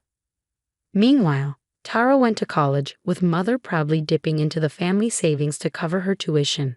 "It's worth it for Tara," she said, as if justifying the sacrifice. No such funds had ever been set aside for me, but strangely, the injustice made me stronger. I focused on maintaining excellent grades while working part-time at a local diner. With each paycheck, I built my savings and mapped out a plan for the future. Lying in my hospital bed now, those memories flood back to me like scenes from a movie. The steady beep of the monitor reminds me I'm safe. The doctor assured me my little one is unharmed. I'm no longer that helpless girl. I vowed that day, as I lay staring at the evening sky, that I would never treat my child the way Mother treated me. On my second morning in the hospital, Warner arrived early. When I asked, "Is work okay?" he smiled warmly and replied, "You're more important." I met Warner 3 years after graduating high school. Right after leaving home, Mother had sneered, "You'll be back soon enough." But I never returned. Tara, busy with her college life, seemed indifferent to my departure. Starting out was tough. I continued working at the diner while applying for clerical positions at major supermarket chains. Every time I mentioned my lack of a college degree, interviewers' faces clouded with doubt. I lost count of how many rejections I faced, more than 30. The turning point came during an interview for a customer service position at an IT company. The HR manager said, "We value your experience and motivation more than your education." Those words changed my life. I landed my first office job at a modest IT company where I met Warner, a systems engineer. Our first interaction was over a jammed printer. "You're always here early and staying late," Warner observed one day, his tone warm and curious. I answered honestly, "I want to learn as much as I can." For someone with just a high school diploma, this job is a rare opportunity. From that day on, Warner often stopped by my desk. We chatted over coffee during breaks and eventually began spending weekends together. As we grew closer, I found the courage to share my struggles. My fraught relationship with Mother, the favoritism toward Tara, and Father's quiet indifference. I feared opening up would drive him away, but Warner was different. "No one has the right to deny your worth," he said, holding me tightly. For the first time, I felt safe enough to let my tears fall freely. Warner proposed during the winter of my second year at the company. After the office Christmas party, we strolled through streets adorned with glowing lights. He suddenly knelt on one knee, offering a simple but heartfelt, "Will you marry me?" I said yes without hesitation. 2 years had passed since I'd left home when I returned to announce our engagement. Mother's reaction was predictably cold at first. "No decent man would marry a woman with just a high school education," she scoffed. But when she learned Warner was a systems engineer, her demeanor shifted dramatically. "Oh my, an engineer," she exclaimed, her sudden warmth disingenuous. While her change in attitude made me uncomfortable, Warner handled her superficial behavior with grace, responding with calm sincerity. Tara, on the other hand, was genuinely thrilled. "Moran, I'm so happy for you," she said, embracing me with a bright smile and offering to help with the wedding preparations. Even Father, typically distant, offered his rare approval, saying he's a good young man.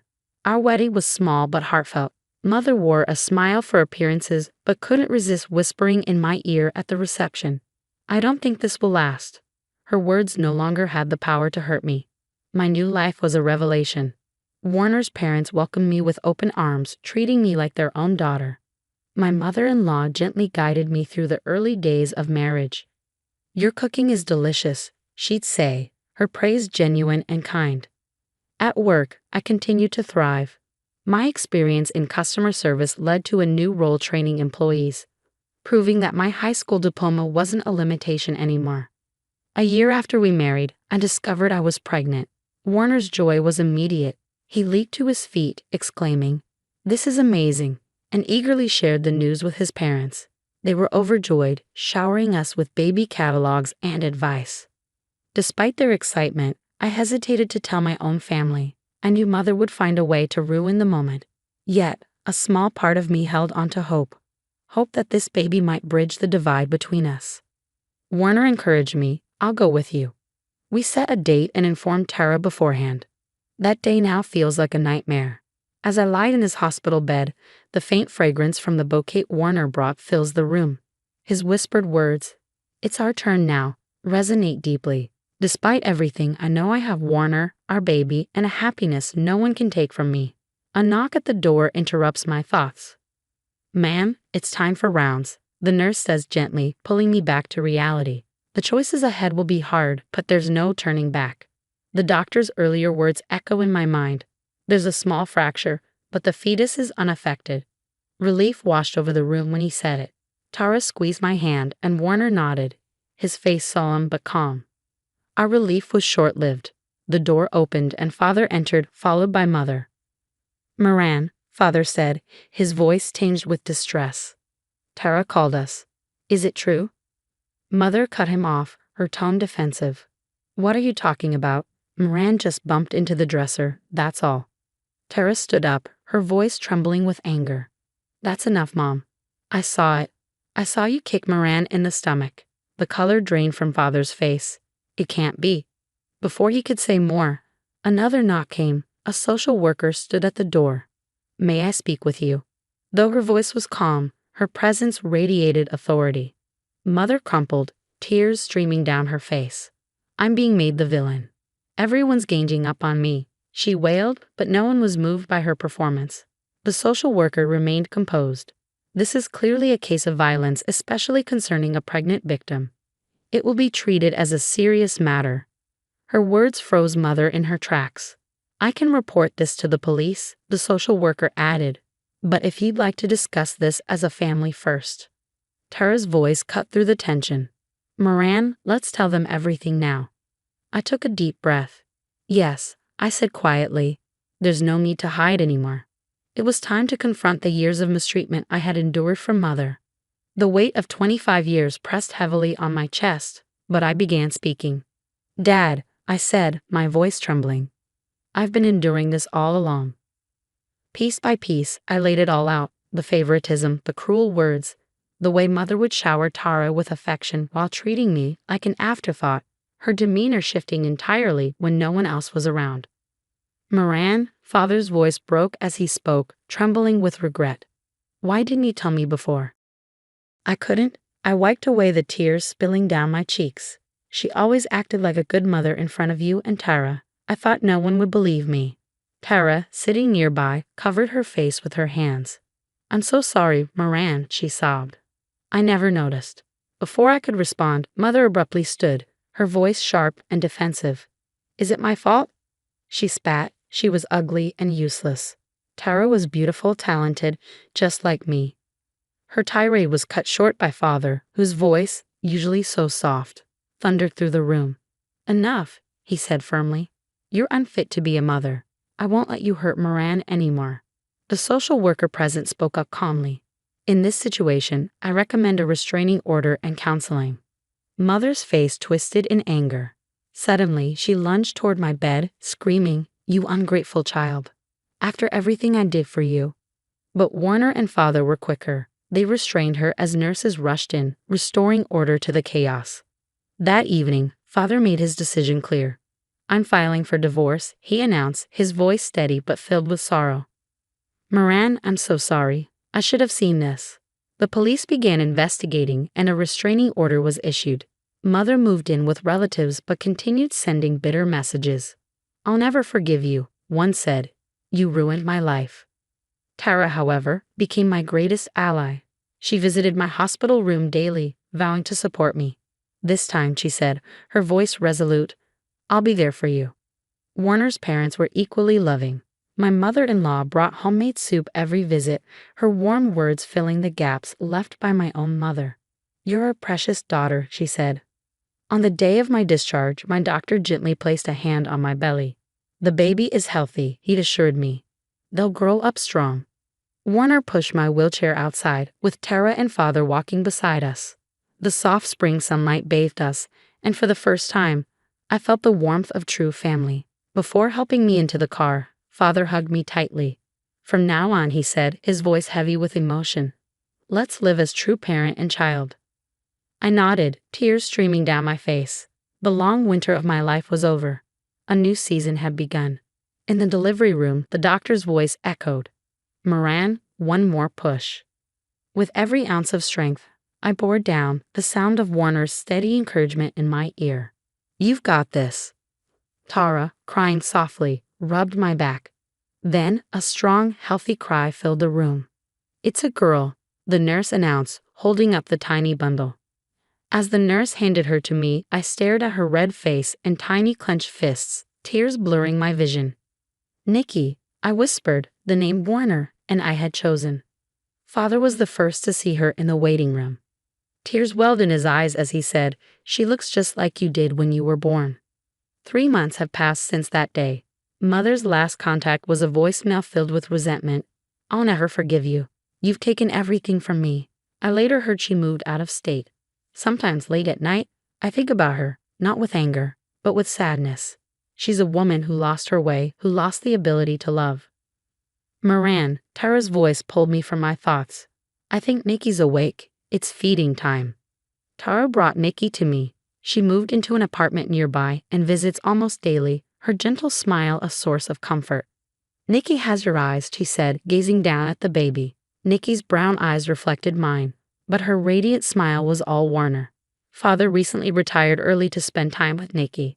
I want to watch my granddaughter grow up, he explained. Every weekend he visits, holding her for hours. One day, he spoke to me with uncharacteristic seriousness. Moran, he said, you've done so well. You've become a wonderful mother. His words were a balm for wounds I carried for decades. Parenting isn't easy. Sleepless nights, constant worries, and endless adjustments fill our days. But I'm surrounded by love. Tara is my rock, always offering help. Warner's parents treat Nikki like their own grandchild, knitting her clothes and showering her with love. I've started attending a support group for mothers with complicated family histories. Sharing my story has helped me heal. On Nikki's 6-month birthday, we held a small celebration. Father, Tara, Warner's parents, and close friends filled the room with laughter and warmth. As the setting sun bathed us in light, Warner leaned in and whispered, Are you happy? I smiled. Very.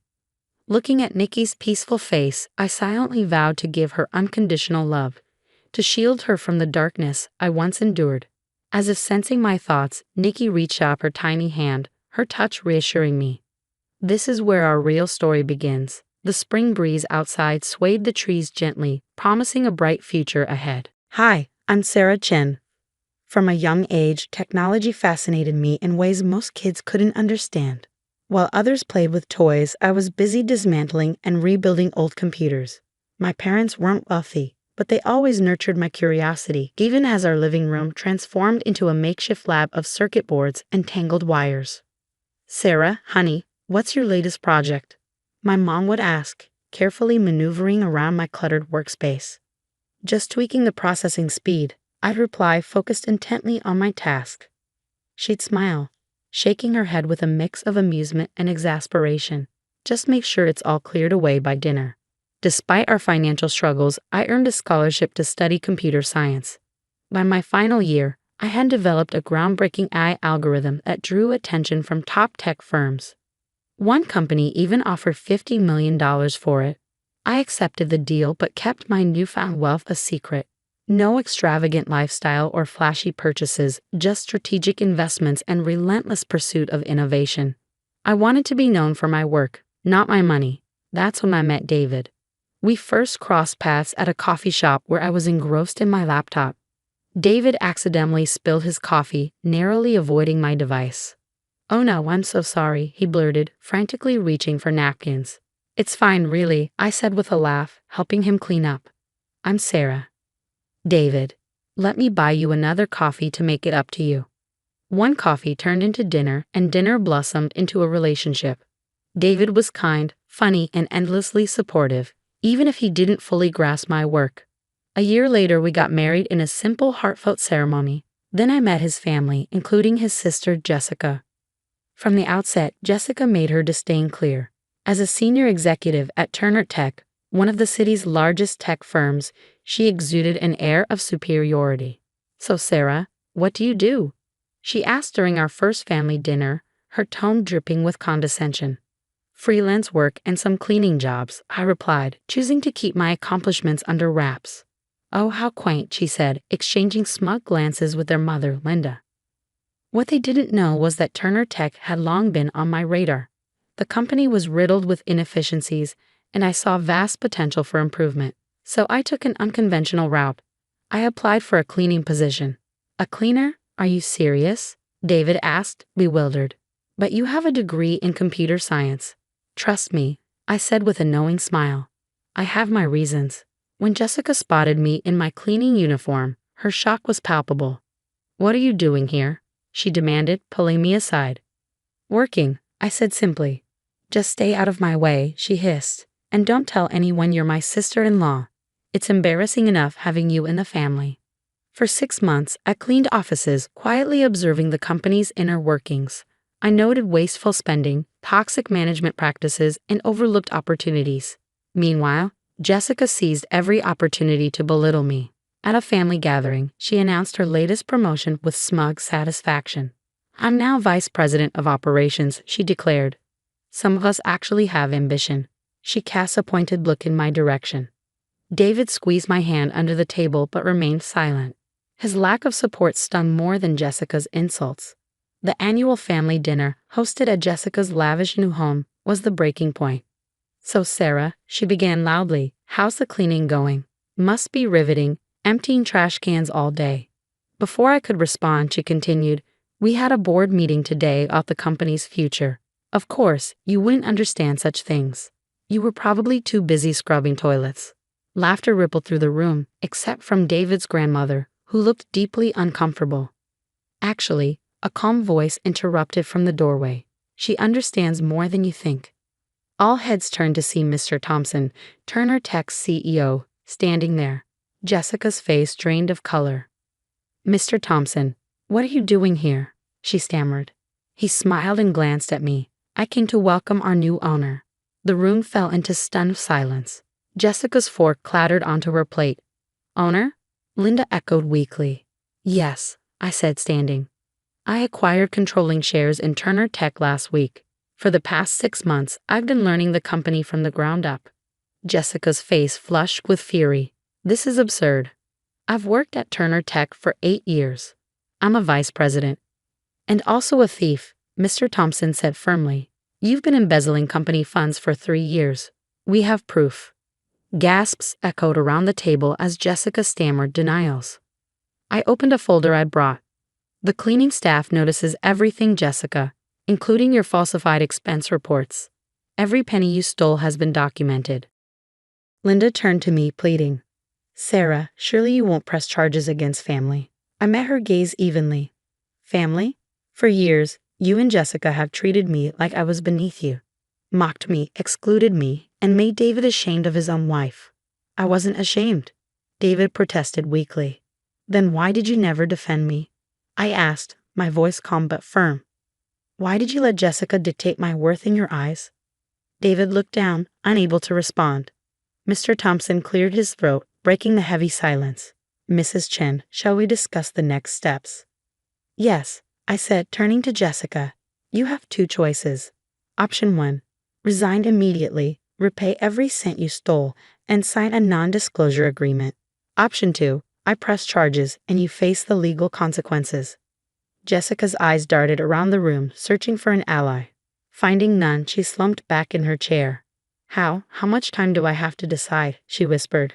"Until tomorrow morning," I replied firmly. And Jessica, clean out your office tonight. Either way, your time at Turner Tech is over. Linda rose from her seat, her face flushed with anger. This is outrageous. David, are you going to let her ruin your sister's career? David hesitated, his face troubled. Mom, if Jessica really stole money. Of course you take her side. Linda snapped. She's been manipulating you from the start.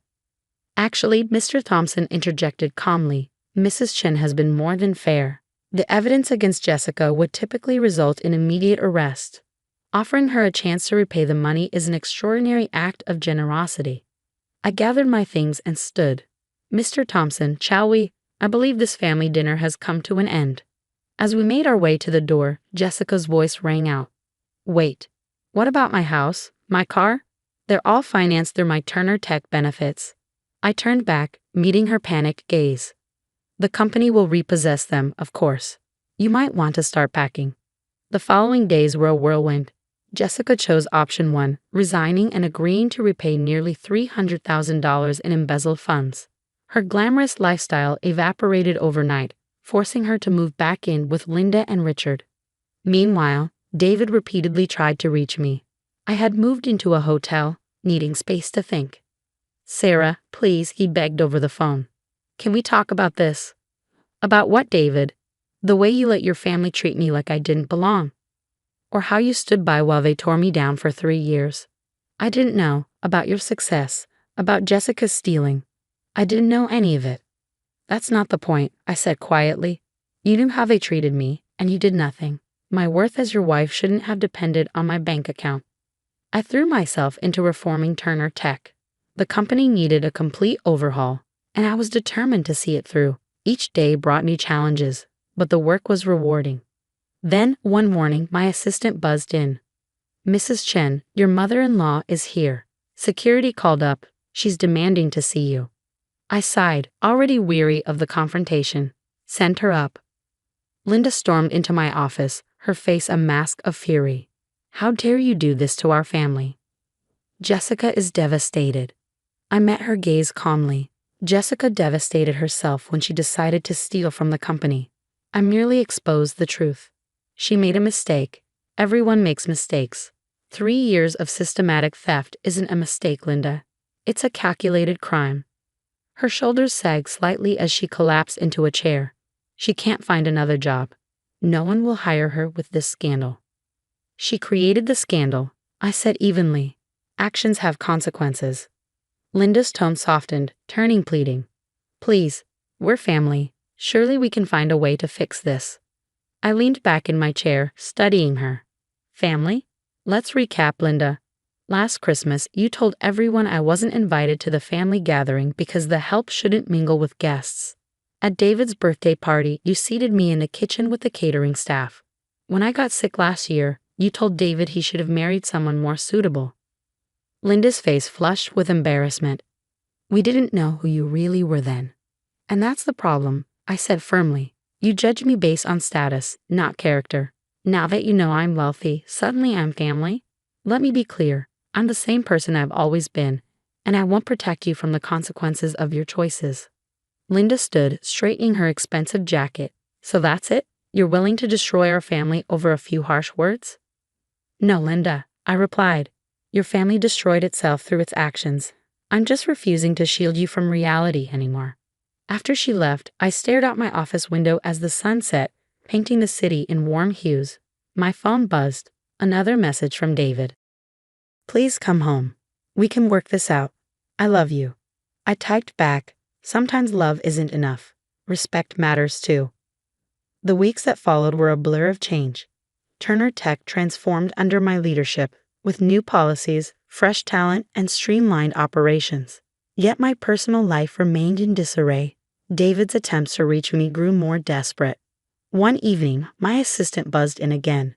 Your husband is here. He says he won't leave until you see him. I sighed, sent him in. David walked in, looking uncharacteristically disheveled.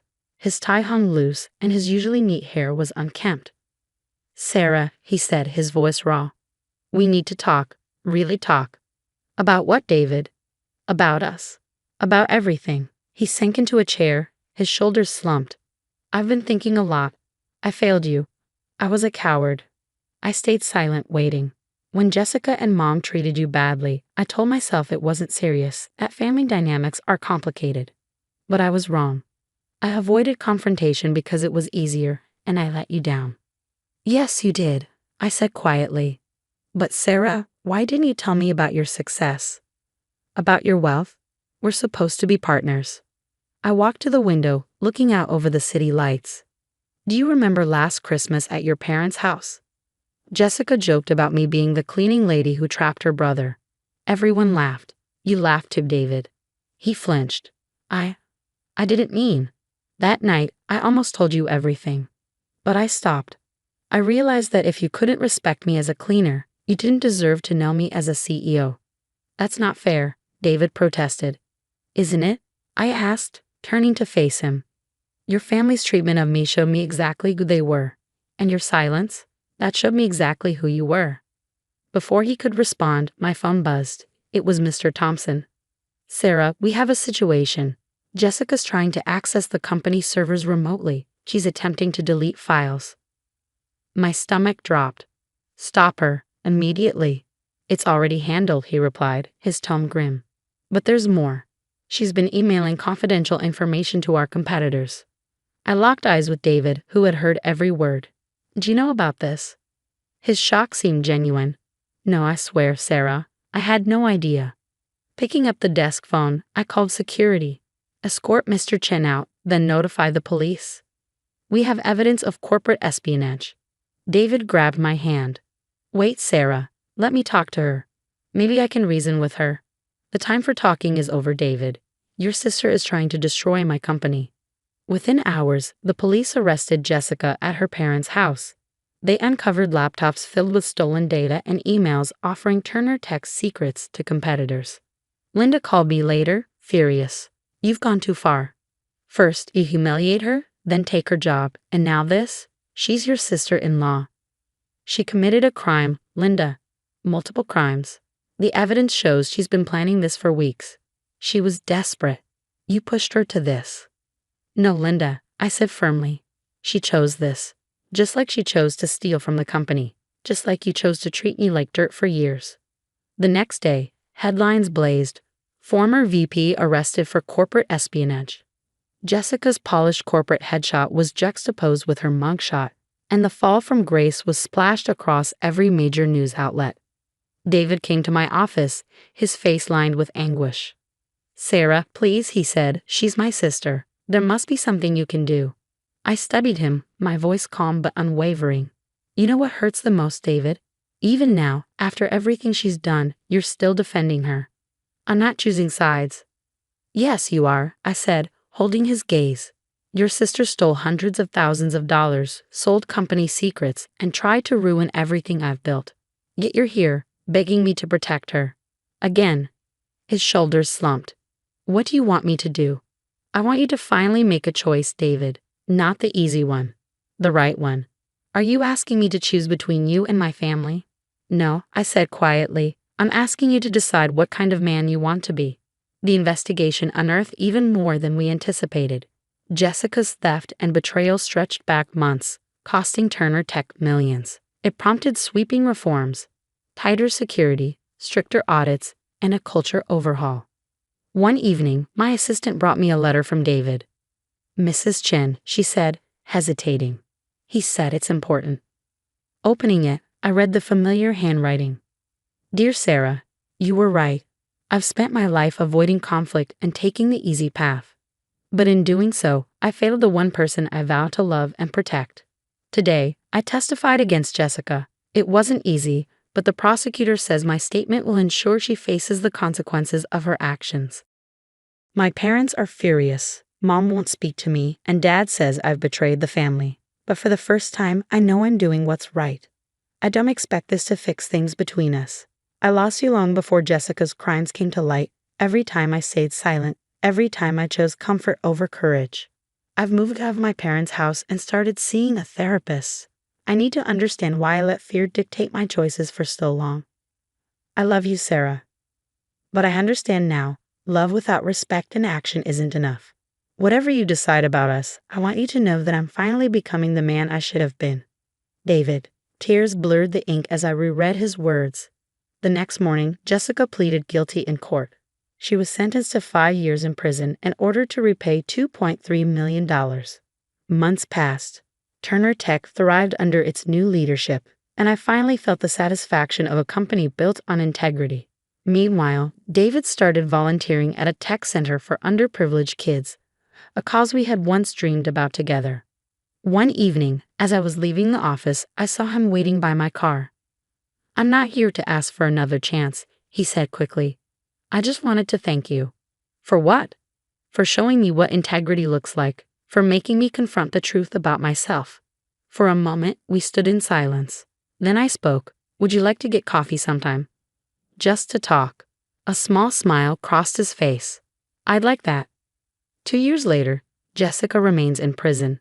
Linda and Richard have relocated, and Turner Tech is a leader in both innovation and ethics.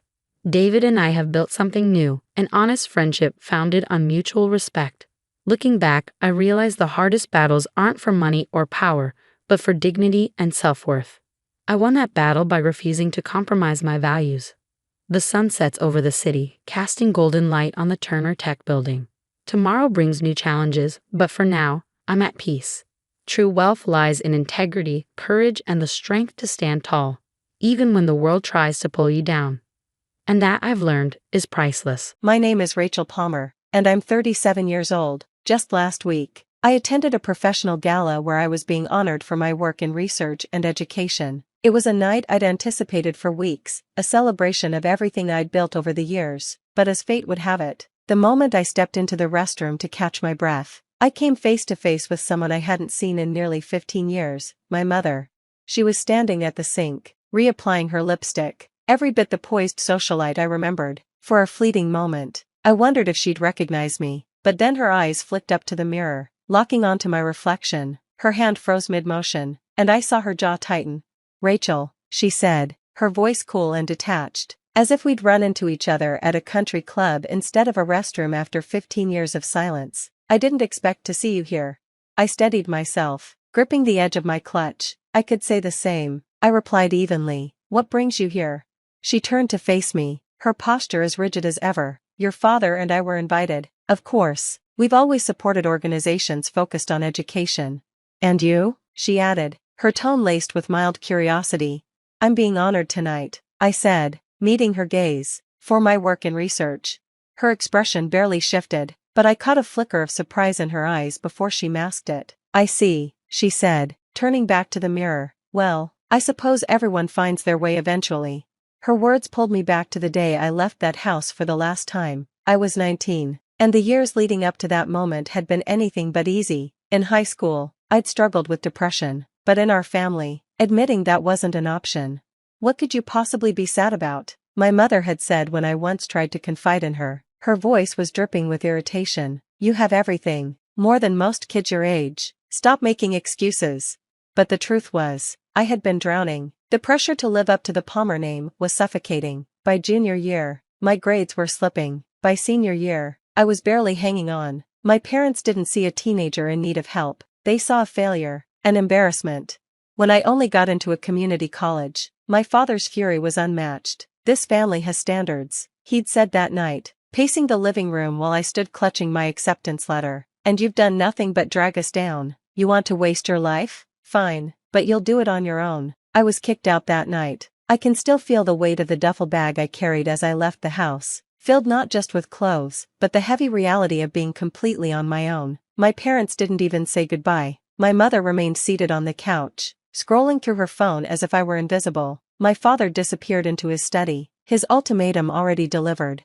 For the first few weeks, I crashed on a friend's pull-out couch while I figured out my next steps. Community college wasn't glamorous, but it was mine. I worked part-time at a diner to cover tuition and rent, scraping by until I could afford a tiny studio apartment. It was a grind, balancing classes, shifts at the diner, and the relentless voice in my head that whispered I was a failure. But for the first time, I could breathe, even if the air felt thin.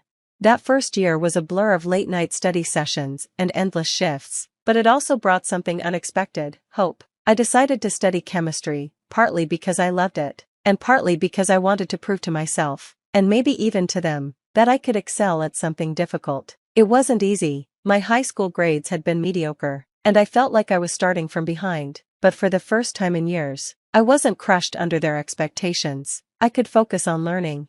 I still remember my first chemistry exam. I had spent weeks preparing, poring over every formula, every reaction, until I could practically recite them in my sleep. When the professor handed back the graded tests, I hesitated, terrified to look, but there it was, a 92%. I nearly cried right there in the classroom. It wasn't perfect, but it was mine. I'd earned it. That small victory felt like the first step toward rebuilding myself after everything had fallen apart.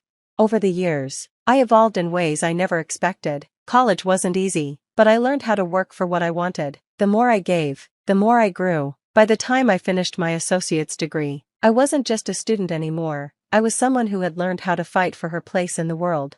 When I transferred to a 4-year university, the obstacles didn't stop, but I had learned how to face them head-on. The shy, insecure girl who barely scraped by in high school was gone. In her place was someone who could stand in front of a class, explain complex concepts, and hold her own. Chemistry, which had once been a daunting challenge, became my passion. I didn't just want to pass anymore, I wanted to excel, to prove that I wasn't the failure they thought I was.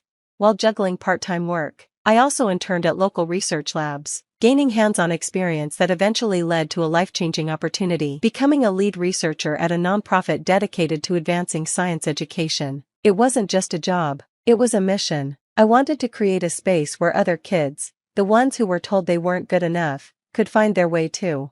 Graduating with my bachelor's degree was supposed to be a triumphant moment, but when the day arrived, I realized something painful. My parents hadn't even called, not to congratulate me, not to ask about my plans, nothing. My father, the owner of a massive fertilizer company, had more money than he knew what to do with. He and my mother lived in a mansion, hosted extravagant parties, and rubbed elbows with politicians and CEOs, but for all their wealth, they'd never taken an interest in me unless it was to criticize. Even after I graduated with honors, after working tirelessly to get where I was, I didn't exist in their world. To them, I was a reminder of their failure, an inconvenient blemish on their perfect lives.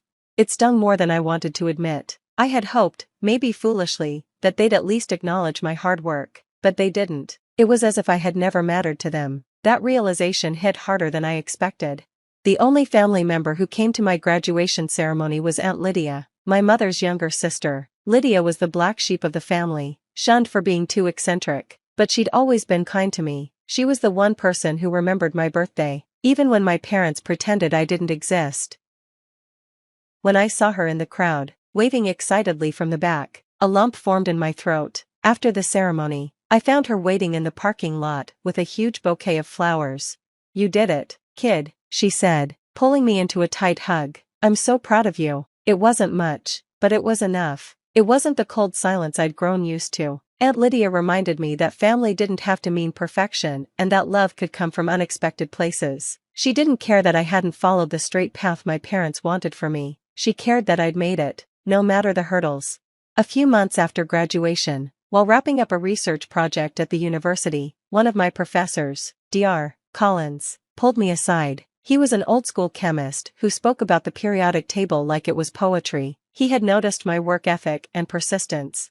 "Rachel," he said, his voice calm and thoughtful, "I've been in touch with some colleagues at Oxford University. They're offering a research opportunity in environmental chemistry, and I think you'd be a perfect fit." At first, I thought he was joking. Oxford, one of the most prestigious universities in the world? Me? But Dr. Collins insisted. "This isn't just a job," he said. "It's a chance to make real contributions to the field. You've earned this. Don't let fear hold you back." His words stayed with me as I filled out the application. I applied hesitantly, not fully believing it could happen. The process was rigorous, and I doubted I'd make the cut. But weeks later, an email arrived. "We are pleased to inform you that you've been awarded a research grant for your proposed work in environmental chemistry at Oxford University." I was stunned. Moving to England felt like stepping into an entirely new world. I didn't tell anyone, not my parents, not my old friends. The only person who knew was Aunt Lydia. A few days before I left for England, I called Aunt Lydia. She was the only person I trusted with the truth. "You've worked too hard to let anything hold you back," she said, her voice steady and encouraging. Do this for yourself, Rachel. She understood why I needed to disappear, to escape the shadows of my past and carve out a future without the weight of anyone's expectations hanging over me. I asked her not to tell anyone where I was going. I didn't want them to find me, or worse, drag me back into their world of judgment and indifference. So, with nothing but a backpack and a faint hope for a new beginning, I boarded a plane to Oxford. Settling into a tiny flat in the heart of the city, I threw myself into my work. The first few weeks were a blur of adjustment, the language, the culture, the isolation, but as I immersed myself in my research, I began to feel at home. I was part of something bigger now, working on projects that truly mattered, projects with the potential to make a real impact on the world.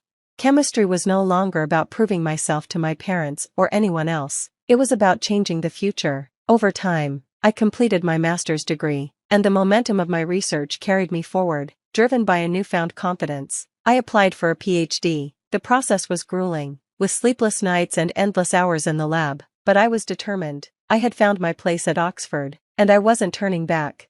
Years later, I earned my doctorate, establishing myself as a respected researcher in the field of environmental chemistry. The culmination of my journey felt surreal, especially when I was offered a position as a professor at the University of Cambridge. Cambridge, one of the world's most prestigious institutions. It felt like a dream I had never dared to chase, not because I didn't think I was capable, but because it seemed too far removed from the girl I had once been. At Cambridge, I found a new passion in teaching and mentoring, guiding the next generation of scientists. Sharing the knowledge and resilience I had gained brought me a sense of fulfillment I hadn't anticipated. Standing at the front of a classroom, commanding respect and attention, I often thought of the shy, uncertain girl I had been. That girl had grown into someone I was proud of. Still, a part of me sometimes glanced over my shoulder, wondering if anyone back home knew where I was, or cared enough to find out. My parents had never reached out, not a single call, letter, or email since I left. It was as though I had been erased from their lives. Did they ever think about me? I told myself it didn't matter. I had built my life without them, and their silence only proved how unnecessary their approval had been. But when I saw my mother in that bathroom mirror, the weight of our history came crashing back. Her dismissive words, "Everyone finds their way eventually," rattled in my mind. Did she really believe that? Did she even care about the years I'd spent clawing my way toward the future I had dreamed of? I thought about all the times they'd told me I wasn't good enough, about the cold silence when I left their house, and the years of absence since. It felt like a lifetime ago, but standing there, the bitterness was as sharp as ever. I had worked so hard, leaving everything behind, moving to England, earning my master's and PhD, becoming a professor at Cambridge, and here she was, treating my accomplishments like an afterthought, like they didn't matter, like I didn't matter. When she walked out of the bathroom, poised and distant, I felt a pang of something between anger and release. Watching her disappear back into the crowd, I realized how far I had come. I didn't need her approval. I didn't need their approval. I had built a life on my own terms, and that was enough. The gala began shortly after. The hum of conversation and the clinking of glasses filled the air as I tried to shake off the weight of our encounter. This was my night, the moment I had worked for, fought for. I took a deep breath and stepped into the ballroom, where my name was called. Rachel Palmer, honored for her groundbreaking contributions to education and sustainable chemistry. The applause was deafening as I walked to the stage. The lights bore down on me, illuminating the sea of well-dressed guests. As I stood there, the gravity of the moment hit me. This wasn't just about my work, it was a declaration to the world, to myself, and to anyone who had doubted me. I had proven that I was more than the girl my parents tried to mold and dismiss. I had become someone entirely my own, and that, above all else, was enough. This was it, the moment where I stood on my own, with nothing to prove to anyone but myself. As I tried to absorb the magnitude of it all, the host's voice rang out, pulling the room's attention. And now, ladies and gentlemen, we have an exciting announcement. The host began, their tone brimming with anticipation. In recognition of tonight's groundbreaking work in education and sustainable chemistry, a generous and anonymous donor has pledged a $2 million grant to the recipient of this award. The room fell silent, and I felt every pair of eyes shift toward me. My heart raced as the words settled over me. $2 million. The sheer weight of the number was surreal, almost too overwhelming to comprehend. This wasn't just recognition, it was a life-changing gesture of trust and belief in someone's potential. But it wasn't mine, at least, not officially, not yet. The host continued, This extraordinary contribution is intended to support the recipient's continued research efforts and to further their impact in education. I blinked, stunned, as the words echoed in the room. The announcement wasn't directly for me, it was for the recipient of the award, whose name had yet to be revealed. Still, the atmosphere shifted, and I couldn't help but notice the charged energy in the air. This wasn't just an award, it was a transformation for whoever received it. As I tried to process everything, my gaze wandered over the crowd, their faces a mixture of anticipation and polite admiration. Then I saw him, near the back, beside the exit. My father stood up abruptly, his face twisted with something that looked like disgust. For a brief moment, our eyes met. Then he turned sharply and made his way toward the door, his movements swift and deliberate. He didn't even stay to hear my name. I froze. Anger, disbelief, and a sharp pang of bitterness rose in my chest. This was the moment I had dreamed of, validation for everything I'd worked for, an acknowledgement of my journey, and he couldn't even bring himself to remain in the room. The man who had rejected me, kicked me out of his house, and dismissed my dreams was walking away, just as the pinnacle of my success unfolded. The host's voice broke through my thoughts. We are incredibly fortunate to not only have a generous donor for tonight's award, but also a longtime supporter of education and sustainable chemistry. This $2 million grant, made possible by Mosaic Fertilizers, is a testament to the power of innovation and dedication in advancing our field. Mosaic Fertilizers, my father's company. I felt the air leave my lungs as realization struck. The donor funding this grant, the crowning achievement of my career, was tied to the man who had spent years undermining my dreams. The irony was almost too much to bear. He hadn't known it would be me standing on that stage. His contribution had been anonymous, routed through the foundation. He thought he was funding someone else, someone he could be proud of. Instead, it was me. My chest tightened as I tried to keep my composure. The applause around me was deafening, yet it felt distant, like a dull hum pressing against my ears. I stepped forward to the microphone, managing a shaky, "Thank you." The words felt empty, too small for what I was feeling. As the applause faded, I couldn't stay. I turned and walked off the stage, slipping through the crowd and out the back door. My feet moved on instinct, my heart racing. I couldn't let this end like this, not with him walking away from the very moment that should have silenced all his doubts. Pushing open the door to the cool night air, I spotted him standing by his car. His back was to me, shoulders stiff with tension. My feet carried me forward before I could think twice. "Dad," I called, my voice cracking. He didn't turn at first. When he finally did, his expression was bitter, the same look I remembered from all those years ago. "What is it now, Rachel?" His voice was sharp, cold. "You think I'm going to congratulate you? Celebrate the fact that you're taking my money?" I stopped a few feet away, my chest heaving. "I didn't know it came from you," I said evenly, "and I didn't ask for it." He sneered. "No? Well, it's yours now. Enjoy it. But it doesn't change a thing. You're still the failure I kicked out of my house. No grant, no award will fix that." The words hit me like a slap, but this time, they didn't cut as deep. I looked him in the eye, steady and unflinching. "I don't need it to. I built my life without you, and I'll keep building it. This grant isn't about you, it's about what I've earned." For a moment, he said nothing, then, with a dismissive shake of his head, he turned and got into his car. I stood there as he drove away, the sound of the engine fading into the distance. That night, I made a decision. The $2 million grant wasn't my victory, it was a reminder of everything I had left behind. I donated the entire amount, every last cent, to fund scholarships for underprivileged students. They deserved a chance to create their own future, free from the burdens of judgment and expectation. As I pressed the final confirmation on the donation, I felt a quiet sense of peace. My father's money didn't define me, his approval didn't validate me. My legacy would be my own, and that was worth far more than any grant. I never planned to keep my success a secret. Life just worked out that way. Growing up in Singapore, my parents taught me the value of hard work and education. "Emily, knowledge is the one thing nobody can take from you," my father would say as he drove his taxi late into the night to fund my studies. My mother worked 2 jobs, and together they made sure I had everything I needed to excel. Their sacrifice paid off. I graduated top of my class in finance and landed a position at one of Asia's largest banks. By 28, I was the youngest division head in the bank's history, managing over $50 billion in corporate loans. But few knew this side of me. I met James at my friend's small cafe where I loved to work on weekends, helping out just to stay grounded. He walked in one rainy morning, ordered a latte, and smiled when I drew a little heart in the foam. "This is the best coffee I've had in months," he said, his eyes crinkling at the corners. "The secret is making it with care," I replied, wiping down the counter. He came back every weekend after that. We talked about everything: his work as an architect, his dreams of designing sustainable buildings, his close relationship with his family. I found myself looking forward to our conversations, enjoying how he saw me for who I was, not what I owned. When he finally asked me out, I said yes without hesitation. Our first date was at a humble hawker center, sharing plates of char kway teow and laughing about nothing in particular. I fell in love with his kindness, his integrity, and how he treated everyone with respect, regardless of their status. "My family's a bit traditional," he warned me before our first dinner with them. "They can be judgmental about status and career." "Don't worry," I assured him. "I can handle it."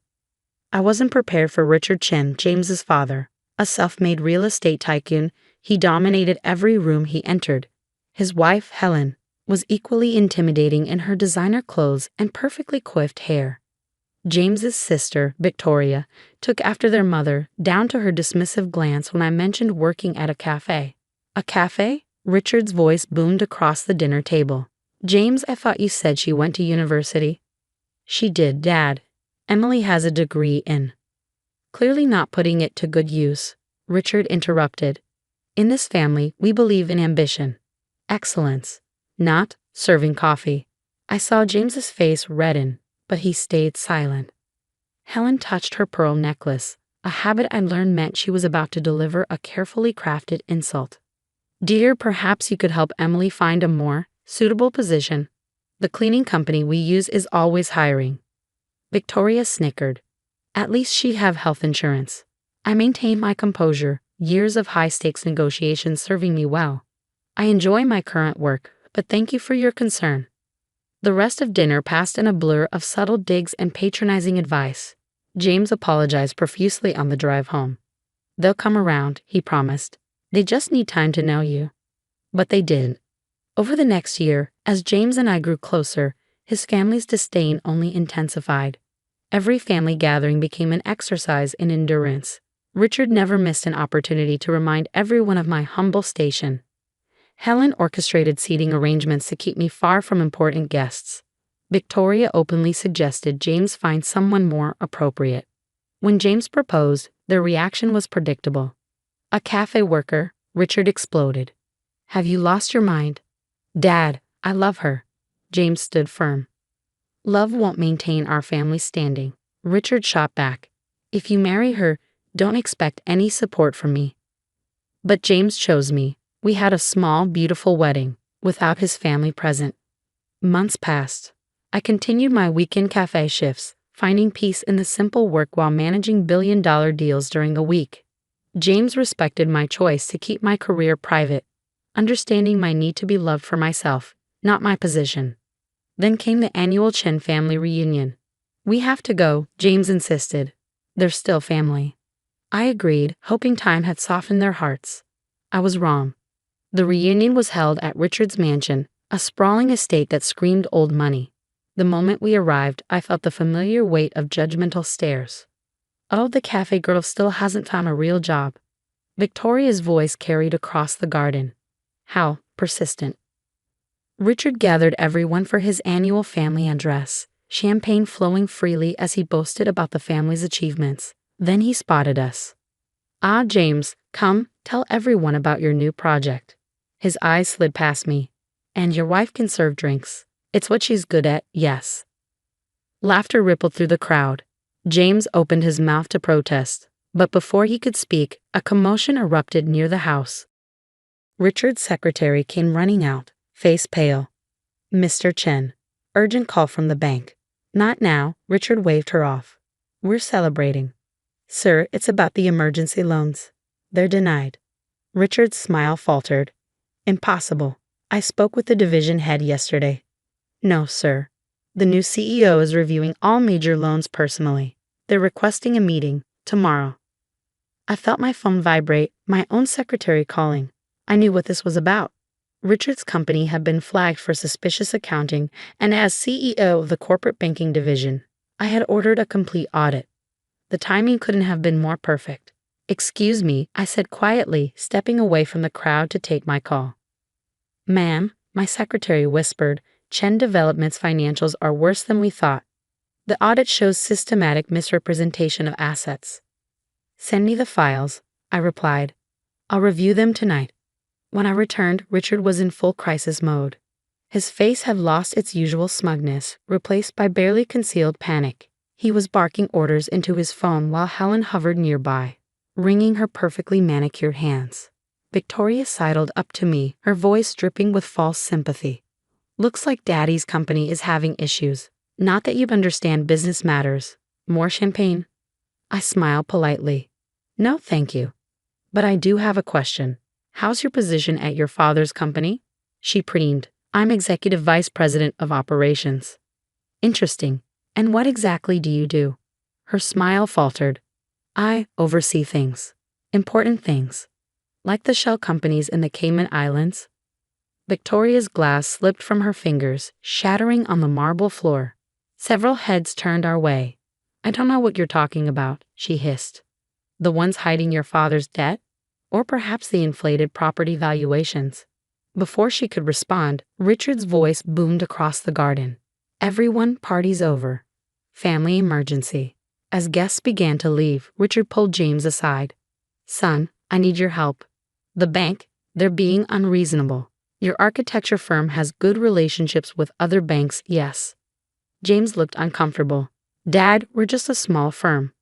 We don't handle those kinds of loans." "Useless," Richard exploded. "Just like your choice in wife. If I lose this company, it's on your head for bringing bad luck into this family." That was enough. I stepped forward, my phone in hand. "Mr. Chen, I believe we have a meeting tomorrow at 9 a.m. He barely glanced at me. "This doesn't concern you, coffee girl." "Actually, it does." I opened my banking app, displaying my executive profile. "I'm the CEO you'll be meeting." The silence that followed was deafening. Richard's face cycled through confusion, disbelief, and horror. Helen's pearl necklace clattered to the ground. Victoria looked like she might faint. "That's impossible," Richard stammered. "Emily Chen, CEO of Corporate Banking Division, Singapore United Bank," I stated calmly. "Your loan applications crossed my desk last week. The irregularities were concerning." James stared at me, mouth agape. "Emily? All this time?" "I wanted to be loved for who I am, not what I own," I explained softly. "You gave me that gift. Your family, not so much." Richard suddenly straightened, his businessman instincts kicking in. "Well, this is wonderful news. We're all family here. Surely we can work something out." "Family?" I echoed. "Like when you called me a gold digger at our wedding reception. Or when you told your business associates that James married beneath his station." Helen stepped forward, arms outstretched. "Darling, we were just protecting our son. Surely you understand." "I understand perfectly. You judged me, humiliated me, and treated me like dirt because you thought I was beneath you. Now you want my help." Victoria attempted damage control. "Emily, sweetie, we were just teasing. It was all in good fun." I turned to James. "Did you know about your sister's role in the company?" He shook his head. "She said she was handling operations. She's been helping your father hide debt and inflate assets. The audit shows years of financial manipulation." Richard's face turned purple. "Now see here, you can't just." "I can and I will," I interrupted. "Tomorrow's meeting isn't about loans. It's about fraud investigation." The color drained from his face. "You wouldn't dare. We're family." "Family?" I laughed softly. "Let me share some wisdom from my father, the taxi driver you mocked at my wedding. He taught me that true family supports you, believes in you, and loves you regardless of your status. You've done none of those things." I took James's hand. "The authorities will be contacting you tomorrow. I suggest you get your lawyers ready." As we turned to leave, Helen called out desperately, "Wait, what about Victoria? She was just following orders." I paused at the door. "Actions have consequences, Helen. Victoria chose to participate in fraud. She'll face the same investigation as everyone else." The drive home was silent. Finally, James spoke. "Why didn't you tell me? Would you have treated me differently if you knew?" He thought for a moment. "No, I fell in love with you, not your job." That's why I fell in love with you too. I squeezed his hand. I'm sorry for keeping this from you. I just needed to know our love was real. What happens now? I sighed. Your father's company will be investigated. With the evidence we have, there will likely be criminal charges. Victoria too, if she's implicated. And us. That depends. Can you handle being married to a woman who makes more than your entire family combined? James laughed, the tension breaking. I think I'll manage, but no more secrets. No more secrets, I promised. The next morning, the Chen family empire began to crumble. Richard arrived at my office precisely at 9 a.m., flanked by his lawyers. Gone was the arrogant tycoon. In his place sat a man who finally realized he wasn't the most powerful person in the room. The audit revealed systematic fraud spanning 5 years, I stated, sliding the report across my desk. Falsified valuations, hidden debts, shell companies. It's all here. We can explain, his lawyer began. No need. The evidence has been forwarded to the authorities. Richard leaned forward. Emily, please, think about what this will do to the family name. Like you thought about my reputation when you told everyone I was a gold digger? Before he could respond, my secretary interrupted. Ma'am, the police are here. What followed was a media circus. Chen Development CEO arrested for fraud splashed across headlines. Victoria was taken into custody next, her designer handbag clutched to her chest as officers led her away. Helen had a very public breakdown at the country club. James stood by me through it all, though I knew it pained him to see his family fall apart. They did this to themselves, he said one evening as we watched the news coverage. You just exposed the truth. Weeks turned into months. The investigation uncovered more than even I had suspected. Richard had been running a complex scheme, using inflated property valuations to secure loans, then channeling the money through shell companies. Victoria had helped coordinate the fraud, her executive position nothing more than a front. The trial was swift. Richard and Victoria were both sentenced to prison. 8 years for him, 5 for her. Helen was spared criminal charges but lost everything in the asset forfeitures. One day, as autumn painted Singapore's gardens in golden hues, Helen appeared at my office. I know I have no right to be here, she began, her designer clothes replaced by simple cotton. But I need to say something. I gestured for her to continue. I was wrong about you. So terribly wrong. Tears filled her eyes. We judged you because we thought wealth and status were everything. Now I'm alone, living in a small apartment, working as a sales clerk, and I finally understand.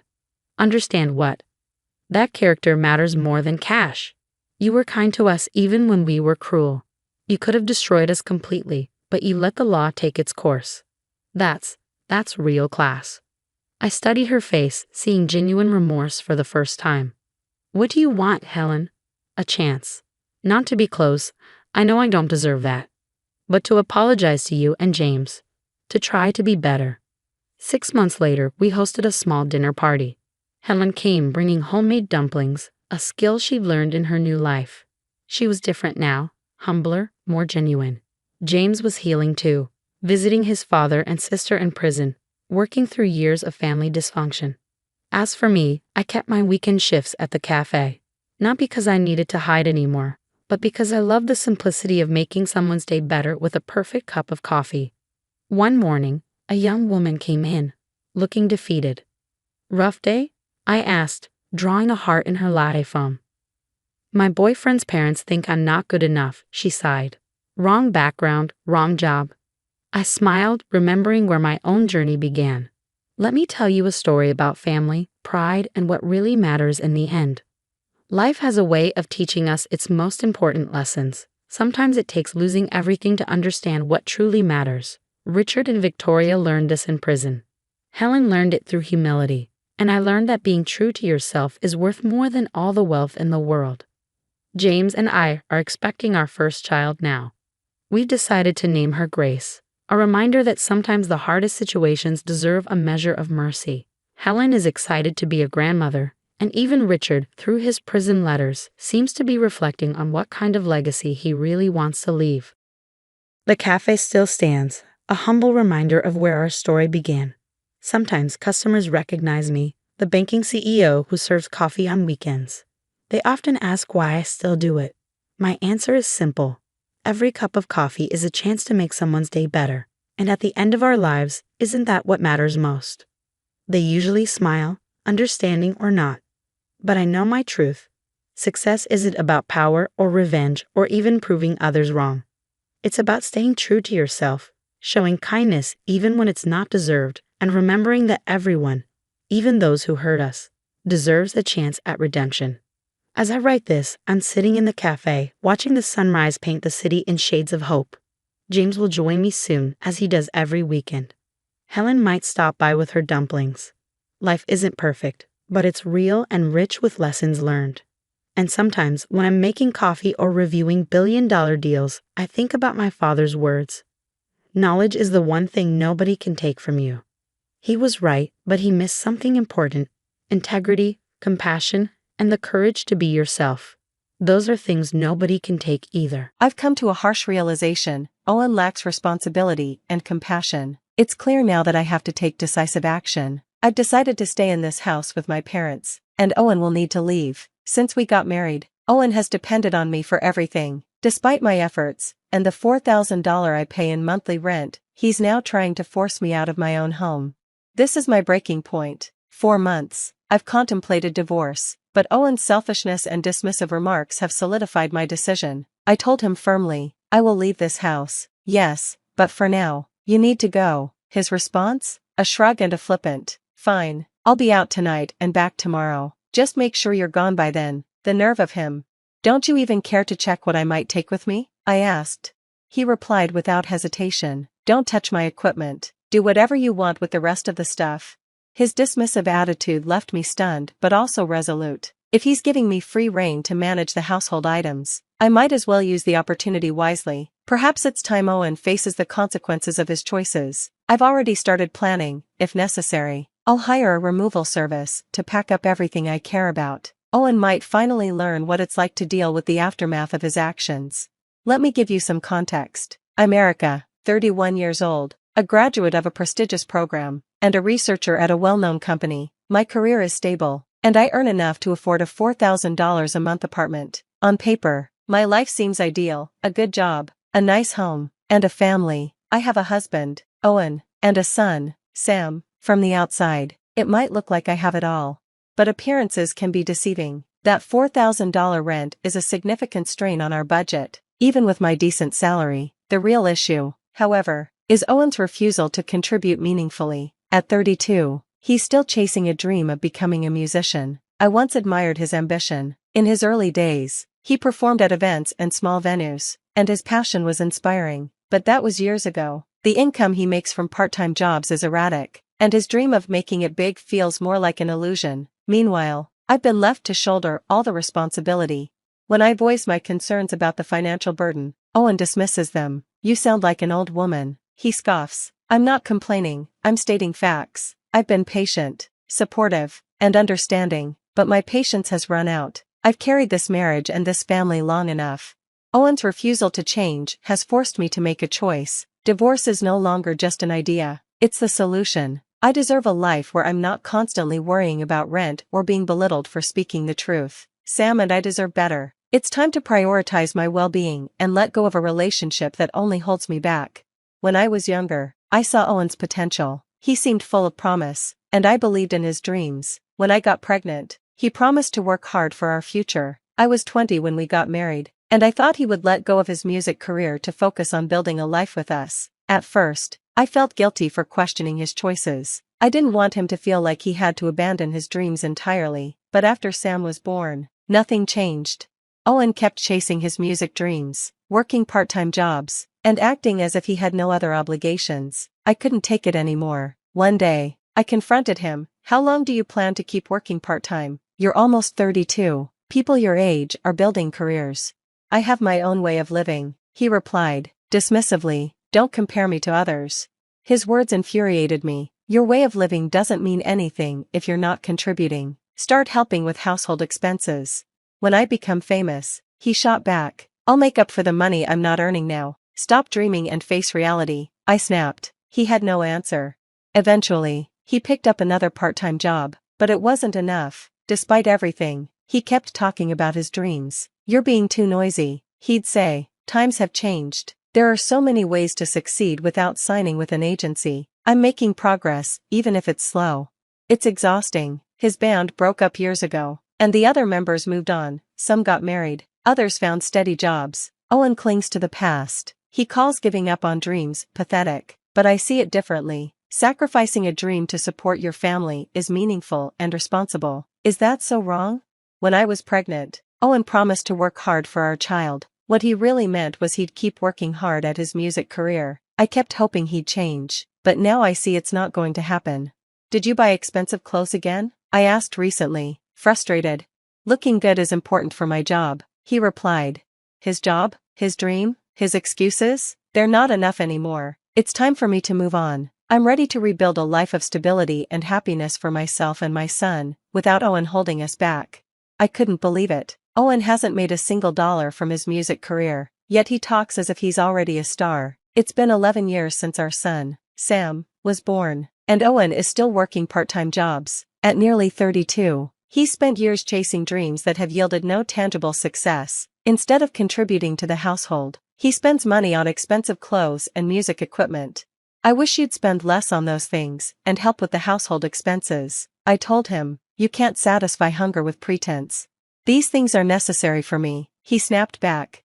His attitude fuels our arguments. We try to discuss these issues privately, away from Sam, but in a small apartment. It's impossible to keep our voices from carrying. Sam often overhears, and that's one reason we've considered moving to a bigger place. As our son grows, the apartment only feels more cramped. Sam's 11 now, and this place is too small. I told Owen, should we move? Yeah, he said nonchalantly. This was your house originally anyway, right? You lived here alone before we got married. Do you have a problem with that? I asked. It's not a problem, he replied, but I'd like to move to a bigger place, maybe a high-rise condo. That would be cool. And who's going to pay for it? I pressed. I'll help with the household expenses, he said, as if it were a great concession. You handle the rent, and I'll cover electricity, gas, and groceries. Please, I really want to live in a high-rise condo. With my salary, it was possible to afford the rent, and his offer to help, even in a small way, gave me a flicker of hope. Maybe this was the push he needed to start valuing money and taking responsibility. Okay, I agreed. I'll look for a place, but since I'm paying the rent, I get to choose where we live. Deal? Deal, he said eagerly. As long as it's a high-rise condo, I'm fine with whatever you pick. I hoped this move would mark a fresh start for our family, but things didn't go as planned. A year after moving into the condo, Owen is still chasing his music dreams, still making excuses, and still breaking promises. Hey, the gas bill came, I reminded him one day. Make sure you pay it before it's debited from my account. I'll give it to you next time, he said casually. When is next time? You always say that, but you never pay, I said, frustration boiling over. Do you think money isn't important? I'm asking for the bare minimum to cover our bills. Why do I have to keep scolding you about this? All you ever do is fuss about money, he snapped. His dismissiveness left me fuming. Owen promised to help with the bills, but it's clear his promises were empty. Thankfully, I set up direct payments for utilities to avoid overdue charges. Otherwise, Owen would likely neglect them entirely. Occasionally, he leaves small amounts of money behind, like the $100 bill I once found on the living room table. For a moment, I thought maybe he was embarrassed to hand it to me directly. Perhaps it was his way of showing he cared, but then I realized I was wrong. He hadn't paid his share of the electricity bill that month either. I do pay sometimes, don't I? Owen argued when I confronted him. It felt like he only handed over small amounts to soothe his conscience. Then there were the lies. One day, he asked me, I want to take my parents on a trip. Can you lend me some money? How much do you need? I asked. $100 should be enough, he replied. I gave him the money, but deep down, I knew it wasn't for a trip. Owen has a habit of lying when he wants pocket money. He likely used it to treat his friends or buy something frivolous. Meanwhile, I'm left paying $4,000 a month for rent. I thought moving into this condo might inspire Owen to take work more seriously, but he continues to let me down. I can't save for the future under these conditions. I'd rather use the money for something meaningful, like Sam's education or our retirement. I've considered divorce before, but now it's becoming a serious option. Then Owen said something that made my decision crystal clear. Hey, we have an unused room, right? I was thinking of clearing it out and making it a space for my parents, he said. A room for your parents? Are you saying they'd move in with us? I asked, surprised. My parents are getting older, we can't just leave them alone, he said, trying to sound noble. I know Owen well enough to see through him. He talks big but rarely follows through. Who does he think pays the $4,000 rent? I also cover all living expenses and our son's education. The idea of taking on the responsibility of his parents as well was unacceptable. I'm against it, I replied firmly. Don't answer so quickly, think about it for a while, he urged. I have thought about it, and my answer is no, I said again. Why are you being so stubborn? What's wrong with taking care of my parents? Are you telling me to abandon them? You're heartless, he snapped. To an outsider, I might sound selfish, but the problem isn't his parents, it's Owen. If they moved in, I know I'd be the one taking care of them, just as I handle everything else in this household. I will not live with your parents, I said resolutely. Owen glared at me. Fine, I'll live here with them, you need to leave. I couldn't believe what I was hearing. Since we got married, Owen has been entirely dependent on me, and now he's trying to kick me out of the house I pay for. His selfishness and irresponsibility made my decision clear. Fine, I said coldly, I'll leave. Good, pack your things and get out quickly. I'll be back tomorrow evening, make sure you're gone by then. Are you sure you don't want to check what I might take with me? I asked. Don't touch my equipment, do whatever you want with the rest, he said before storming out. With Owen gone, a strange sense of freedom washed over me. As I stood there, my 15-year-old son, Sam, stepped out of his room. Mom, I'll help you pack, I'll go with you too, he said softly, trying to comfort me. His words broke my heart. Whenever Owen and I fought, Sam would quietly retreat to avoid the tension. As a parent, it crushed me to see my child feel like he had to tiptoe around us. Where should we start, Mom? He asked. Start with your own things, I said. I have something else to handle. I couldn't help but smile bitterly. Owen was about to get a little shock of his own.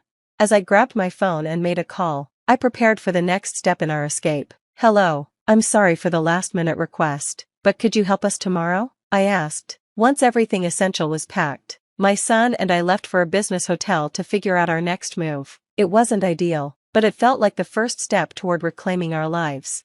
That evening, as expected, Owen called. I placed my phone on the table, exchanged a glance with Sam, and answered. What's going on? Where are you? Owen's voice was loud and agitated.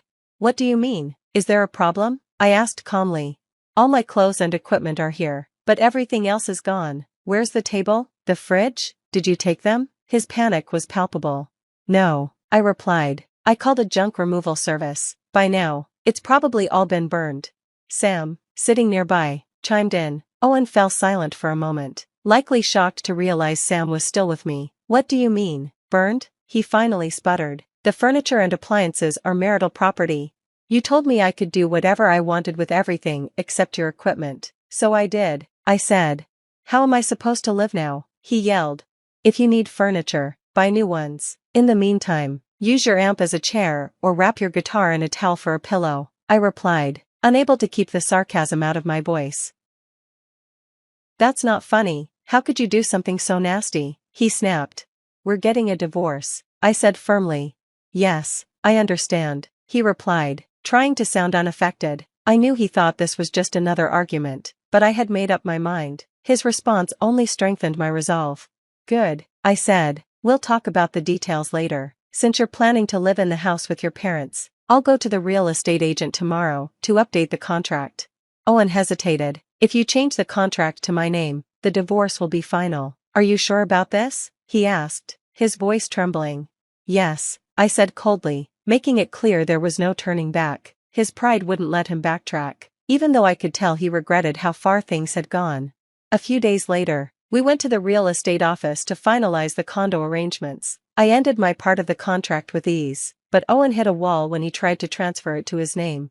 What? The rent is $4,500? His face went pale. He had no idea how expensive it was, because he'd never asked. He assumed he could rely on his parents to help cover the cost, but their retirement income made that impossible. You've been paying this much every month? He asked in disbelief. Yes, I replied, and I've been covering everything else too, because you never contributed. I can't afford this, he admitted. Of course not, I said. You wouldn't even pass the screening. The real estate agent confirmed this, and Owen sat in stunned silence. "So, what do I do now?" he finally asked. "If you can't sign the contract, you'll have to leave," I said matter-of-factly. Owen's face reddened, a mix of anger and humiliation. Reluctantly, he left the office, realizing he was completely out of his depth. After the divorce was finalized, Owen's life fell apart. When I informed his parents about the situation, they decided to stop supporting him until he found stable work. Unable to rely on them, Owen struggled to rent even a small apartment. His freelancing income was too unstable to sustain a music career, and at 32, his chances of finding a regular job were slim. Meanwhile, I found a new apartment for Sam and me. The rent is much more affordable, and I can finally use my income for meaningful things like our future. While I don't fault anyone for chasing their dreams, I found peace in creating a stable, happy life for my son. That's what truly matters to me now. I couldn't bear the thought of being trapped with a man who looked at my pregnant belly with such disdain, as though the very sight of me at 9 months filled him with revulsion. The cruel smile he wore only added to the bitterness. He seemed to relish this moment as if anticipating it all along. Not wanting to endure another second of his disdain, I quickly went to my room, retrieved a set of papers, and thrust them into his hands. "Divorce papers," I said curtly. Brian's face twisted in shock. "What the hell is this? Out of nowhere?" I met his anger with a steely gaze. "This was your idea, Brian. Now sign them. I'll be filing them first thing tomorrow." My voice didn't waver, even as his face flushed with fury. "You'll regret this," I added, my resolve unwavering. "Watch closely, because you'll see what it's like to be treated the way you've treated me. Let me introduce myself. My name is Linda, a 27-year-old former housewife. 3 years ago, I worked at a mobile company where I met Brian, my boss at the time. Back then, I was 25, eager to learn and grateful for Brian's guidance as a newcomer to the job. It didn't take long for our professional relationship to evolve into friendship. Soon, dinner outings turned into dates, and eventually he asked me out. I was thrilled. I had never dated anyone before. It's a little embarrassing to admit, but I was more captivated by cartoon characters than real men. Yet seeing my friends marry one by one, I felt pressured to find my own partner. When Brian entered my life, I secretly promised myself he'd be my first and only love. We married a year later, and I couldn't have been happier. Brian was handsome, popular, and the envy of many female coworkers. I felt proud to be his wife as colleagues congratulated us. Their words of admiration made me feel like I had achieved something special. I was blissfully unaware of what lay ahead. The day after our marriage registration, Brian dropped a bombshell. "You're married to me now, so you'll quit your job, right?" he said nonchalantly. I stared at him in disbelief. "I've already informed them," he added with unnerving finality. "What? But you never mentioned this before." I protested, caught off guard. Brian's stern expression silenced me. "Starting tomorrow, you won't need to go to work. I'll handle the handover." His words were like a guillotine slicing through the life I'd built. The decision had been made without me. Brian's role as my former boss made it even harder to argue. Reluctantly, I quit my job without saying proper goodbyes, determined to make our marriage work. At home, I threw myself into household chores, preparing Brian's favorite meals and trying to meet his expectations. Yet, no matter how hard I worked, he never acknowledged my efforts. I craved even a single word of appreciation, but none came. Without a personal income, I was completely reliant on him, and our relationship started to feel less like a marriage and more like that of an employer and his housemaid. Things took a turn for the worse when I fell ill one day. Exhausted and feverish, I stayed in bed, promising myself I'd catch up on the chores later. Brian stormed into the bedroom, furious. "What are you doing lying there? Get up and make some food," he barked, yanking a blanket off me. "I'm not feeling well," I murmured, hoping for compassion. "Could you handle things yourself today?" His response chilled me to the bone. "Pathetic. You don't work, and now you're lying around because of a little cold." Tears blurred my vision as I forced myself out of bed. I couldn't believe this was the same man I had fallen in love with. Overwhelmed, I completed the housework, tears streaming down my face. Several days later, I realized I'd missed my period. A pregnancy test confirmed it. I was expecting. Overjoyed, I cried tears of happiness, eager to share the news with Brian. But when he came home late one night, the smell of alcohol on his breath, My excitement dimmed. I have something important to tell you, I began hesitantly. I haven't seen a doctor yet, but I think I'm pregnant. Brian's expression darkened instantly. Pregnant? What the hell have you done? His harsh tone cut me to the core. I don't want a child.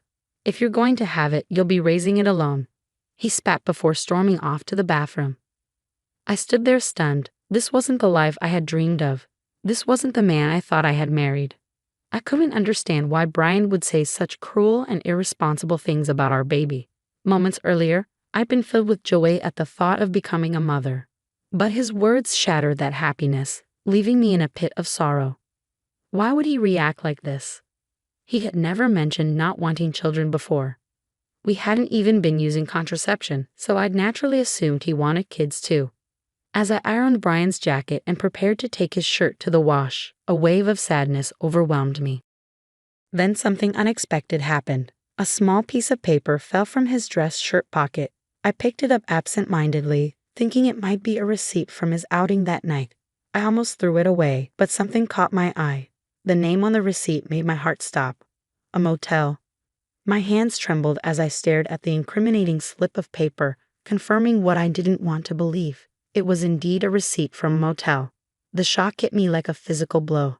Why would Brian go to a motel?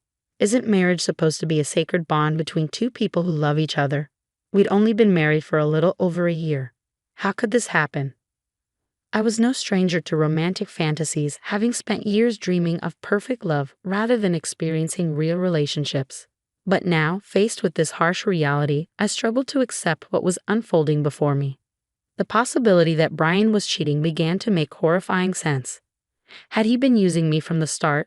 Was he in love with someone else while I played the role of a convenient housemaid? Was this why he reacted so coldly to my pregnancy? These doubts swirled in my mind, and I couldn't shake the gnawing feeling that there was more to Brian's behavior than met the eye.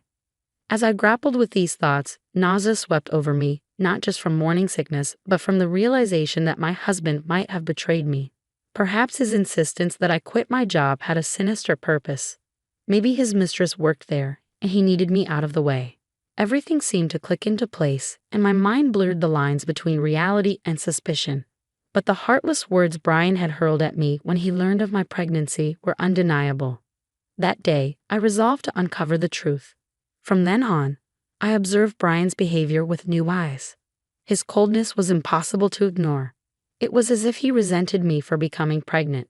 Despite knowing how sick I felt, he would eat smelly foods near me, criticize my housework, and force me to redo tasks. My pregnant body endured his cruelty while my heart grew heavier by the day.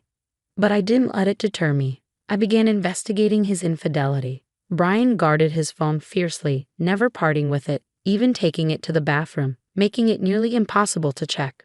I searched his pockets, hoping for more receipts or clues, but my efforts were fruitless. I even considered hiring a private investigator, but without any personal income, I couldn't afford such a step. Just when I felt trapped in my search for answers, an unexpected lifeline arrived. One day, my phone rang. It was my father. "Dad?" I said, surprised. His busy schedule rarely allowed for casual calls. "Hi, Linda. How are you?" he asked warmly. "Everything's fine," I lied. "Is something wrong? Aren't you busy with work?" "My employees are handling things well, so I'm taking it easy," he replied. My father, the CEO of a company in England, had always been a workaholic. His call was unexpected. "What's going on?" I asked, curious. Then came the shocking revelation. He told me something that made my world tilt. "Is that true?" I asked, struggling to believe what I was hearing. "Yes," he said firmly. "I wouldn't lie to you. Trust me on this." The pieces of the puzzle started falling into place. Though initially stunned, I felt a strange sense of relief. "Thank you, Dad. I'll handle it from here," I said, my voice steady with newfound resolve. The truth emboldened me, but it also reignited my anger. As the months passed, Brian's behavior remained distant and cold. His disdain for me and our unborn child never wavered, and each interaction deepened my hatred for him. At 9 months pregnant, I was always cautious around Brian, living in constant apprehension. One evening, I served dinner as usual, hoping to avoid any confrontation. But as we sat at the table, Brian suddenly slammed his fork down. What is this? It's tasteless, he exclaimed, throwing the plate of food onto the floor. I froze, baffled by his outburst. Anger began to well up inside me as I looked at the discarded meal I had painstakingly prepared. I've been meaning to say this, Brian continued, his tone laced with contempt. Your cooking has been terrible lately. Tears stunned my eyes, but I held them back. Since becoming pregnant, I had deliberately used less seasoning to ensure healthier meals for our baby. This was only temporary, and he could easily have added salt to his portion if he wanted. But instead, he chose to humiliate me. Why? Why did he have to treat me like this? I was about to respond to Brian's harsh words when he sneered, his voice dripping with malice. You're a woman with a belly like a monster. You'll have to raise this kid on your own. His cruel smile sent a chill down my spine. Though I had always feared this day might come, I had clung to a sliver of hope for a better outcome. Without hesitation, I went to my room, grabbed a document, and returned to him. Here are the divorce papers, I said, thrusting the papers in front of him. Brian's face twisted in shock as he stammered. What the hell? What's this all of a sudden? It was your idea, I replied firmly. Now sign them. I'll be submitting them tomorrow. I had been contemplating divorce ever since I started suspecting Brian's infidelity, but with a baby on the way, I hadn't been sure I could support myself.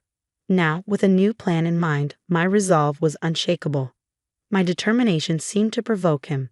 His face flushed red with anger as he snarled, Just watch. I'll make you regret this. Do you think you can survive without me? You've got a baby to take care of. You'll regret it.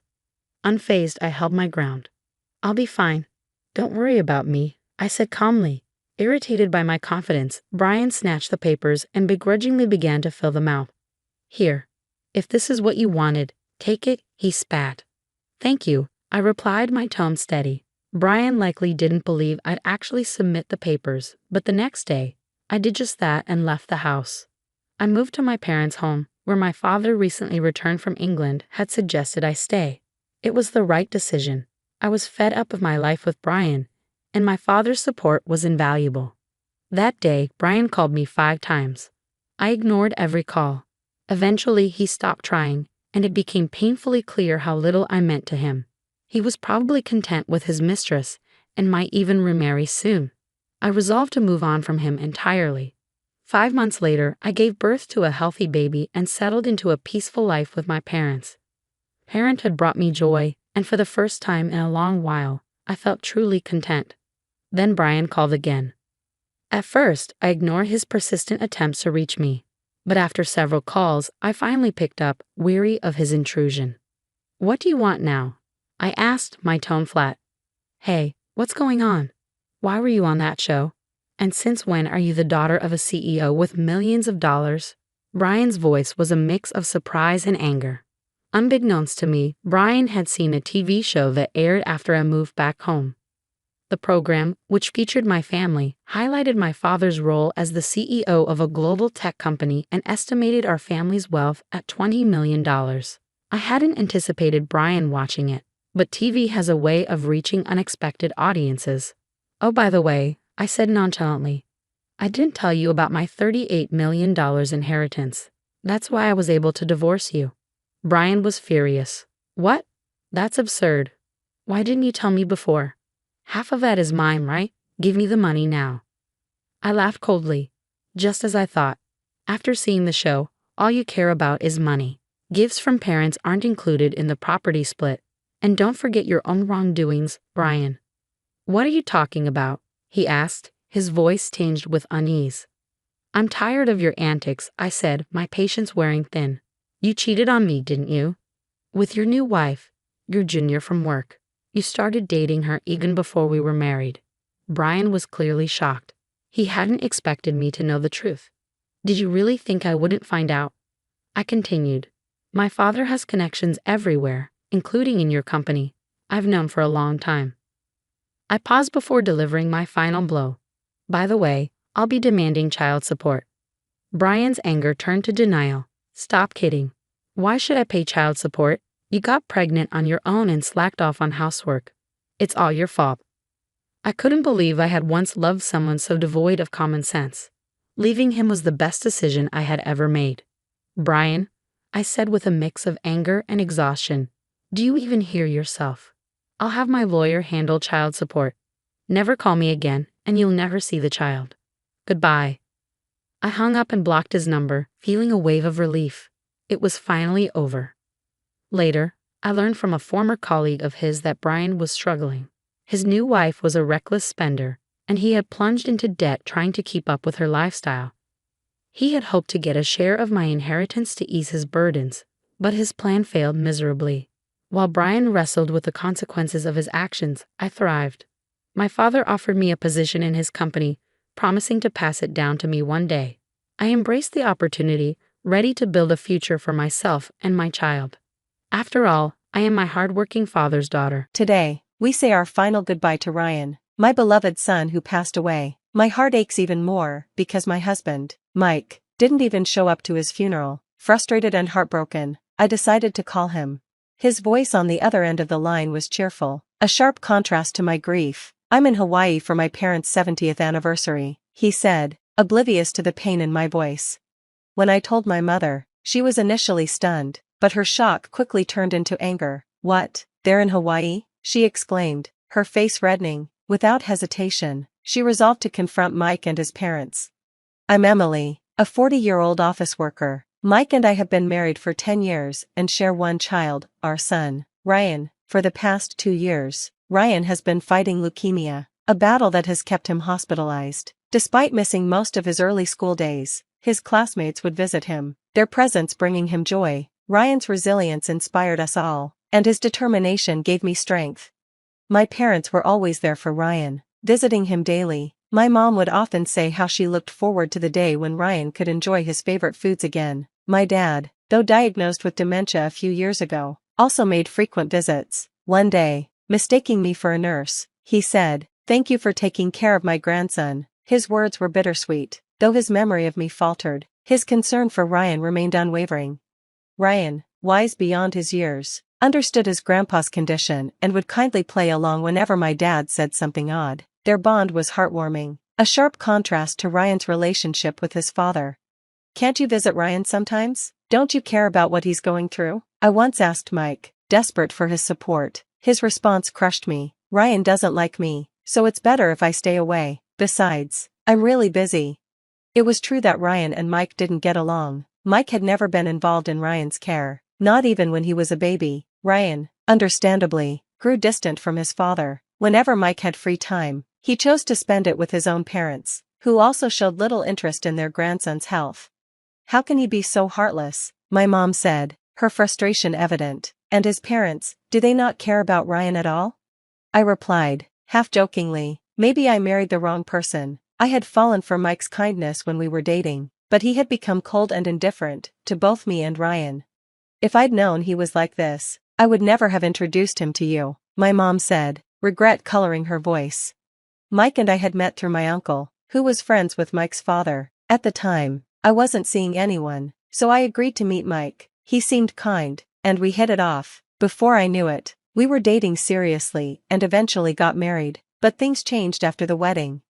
Mike's parents, who had been warm and welcoming before, became controlling. My mother-in-law, who once greeted me with smiles, turned harsh. "You're part of this family now, Emily, and you'll do as I say. If not, we'll ensure you get a proper divorce," she once told me coldly. As I sit here now, grieving for Ryan, I can't help but wonder if I made a mistake trusting Mike and his family. I initially thought my father-in-law was a quiet man, but over time, his true colors began to show. He often made insulting remarks, saying things like, "We only let you marry Mike because the head of our family introduced you. Otherwise, there's no way we would have let someone like you marry our son." At first, I didn't understand his disdain. My uncle, who runs a real estate company, had introduced me to Mike. Apparently, during the introduction, my uncle mentioned that I came from a wealthy family. This led my father-in-law to assume that my father owned substantial properties. That assumption fueled his condescending attitude. I hadn't heard any of this from my father or uncle, so I initially believed my father-in-law's comments. After Mike and I got married, we moved into the house where my maternal grandparents had lived. They had passed away, and the house had been empty for some time. My parents planned to rent it out to prevent it from deteriorating, but when Mike found out about the house, he pleaded with my parents. I promise we'll take good care of it, so please let us live there, he said. It's close to her family, too, so we can help look after them. The arrangement made sense. The house was near both our families, which would allow us to keep an eye on our parents. However, having Mike's parents so close quickly became a burden. Mike would often invite his parents over and start bragging, saying things like, "Our house is so new, you must be jealous. It's so much bigger, maybe even twice the size of yours." While his father seemed irritated by the bragging, his mother would smile and say, "We could live here together. It might be old, but it's better than our place." After one such visit, I asked Mike directly, "Are you planning to have your parents move in with us? This isn't even your house." He laughed it off, claiming it was just a joke, but his mother's behavior suggested otherwise. Not long after, his parents began visiting frequently, inspecting the house as if they were preparing to move in. "Living here would be better than our poor house," my father-in-law muttered one day. "At least there's no rent in this dump."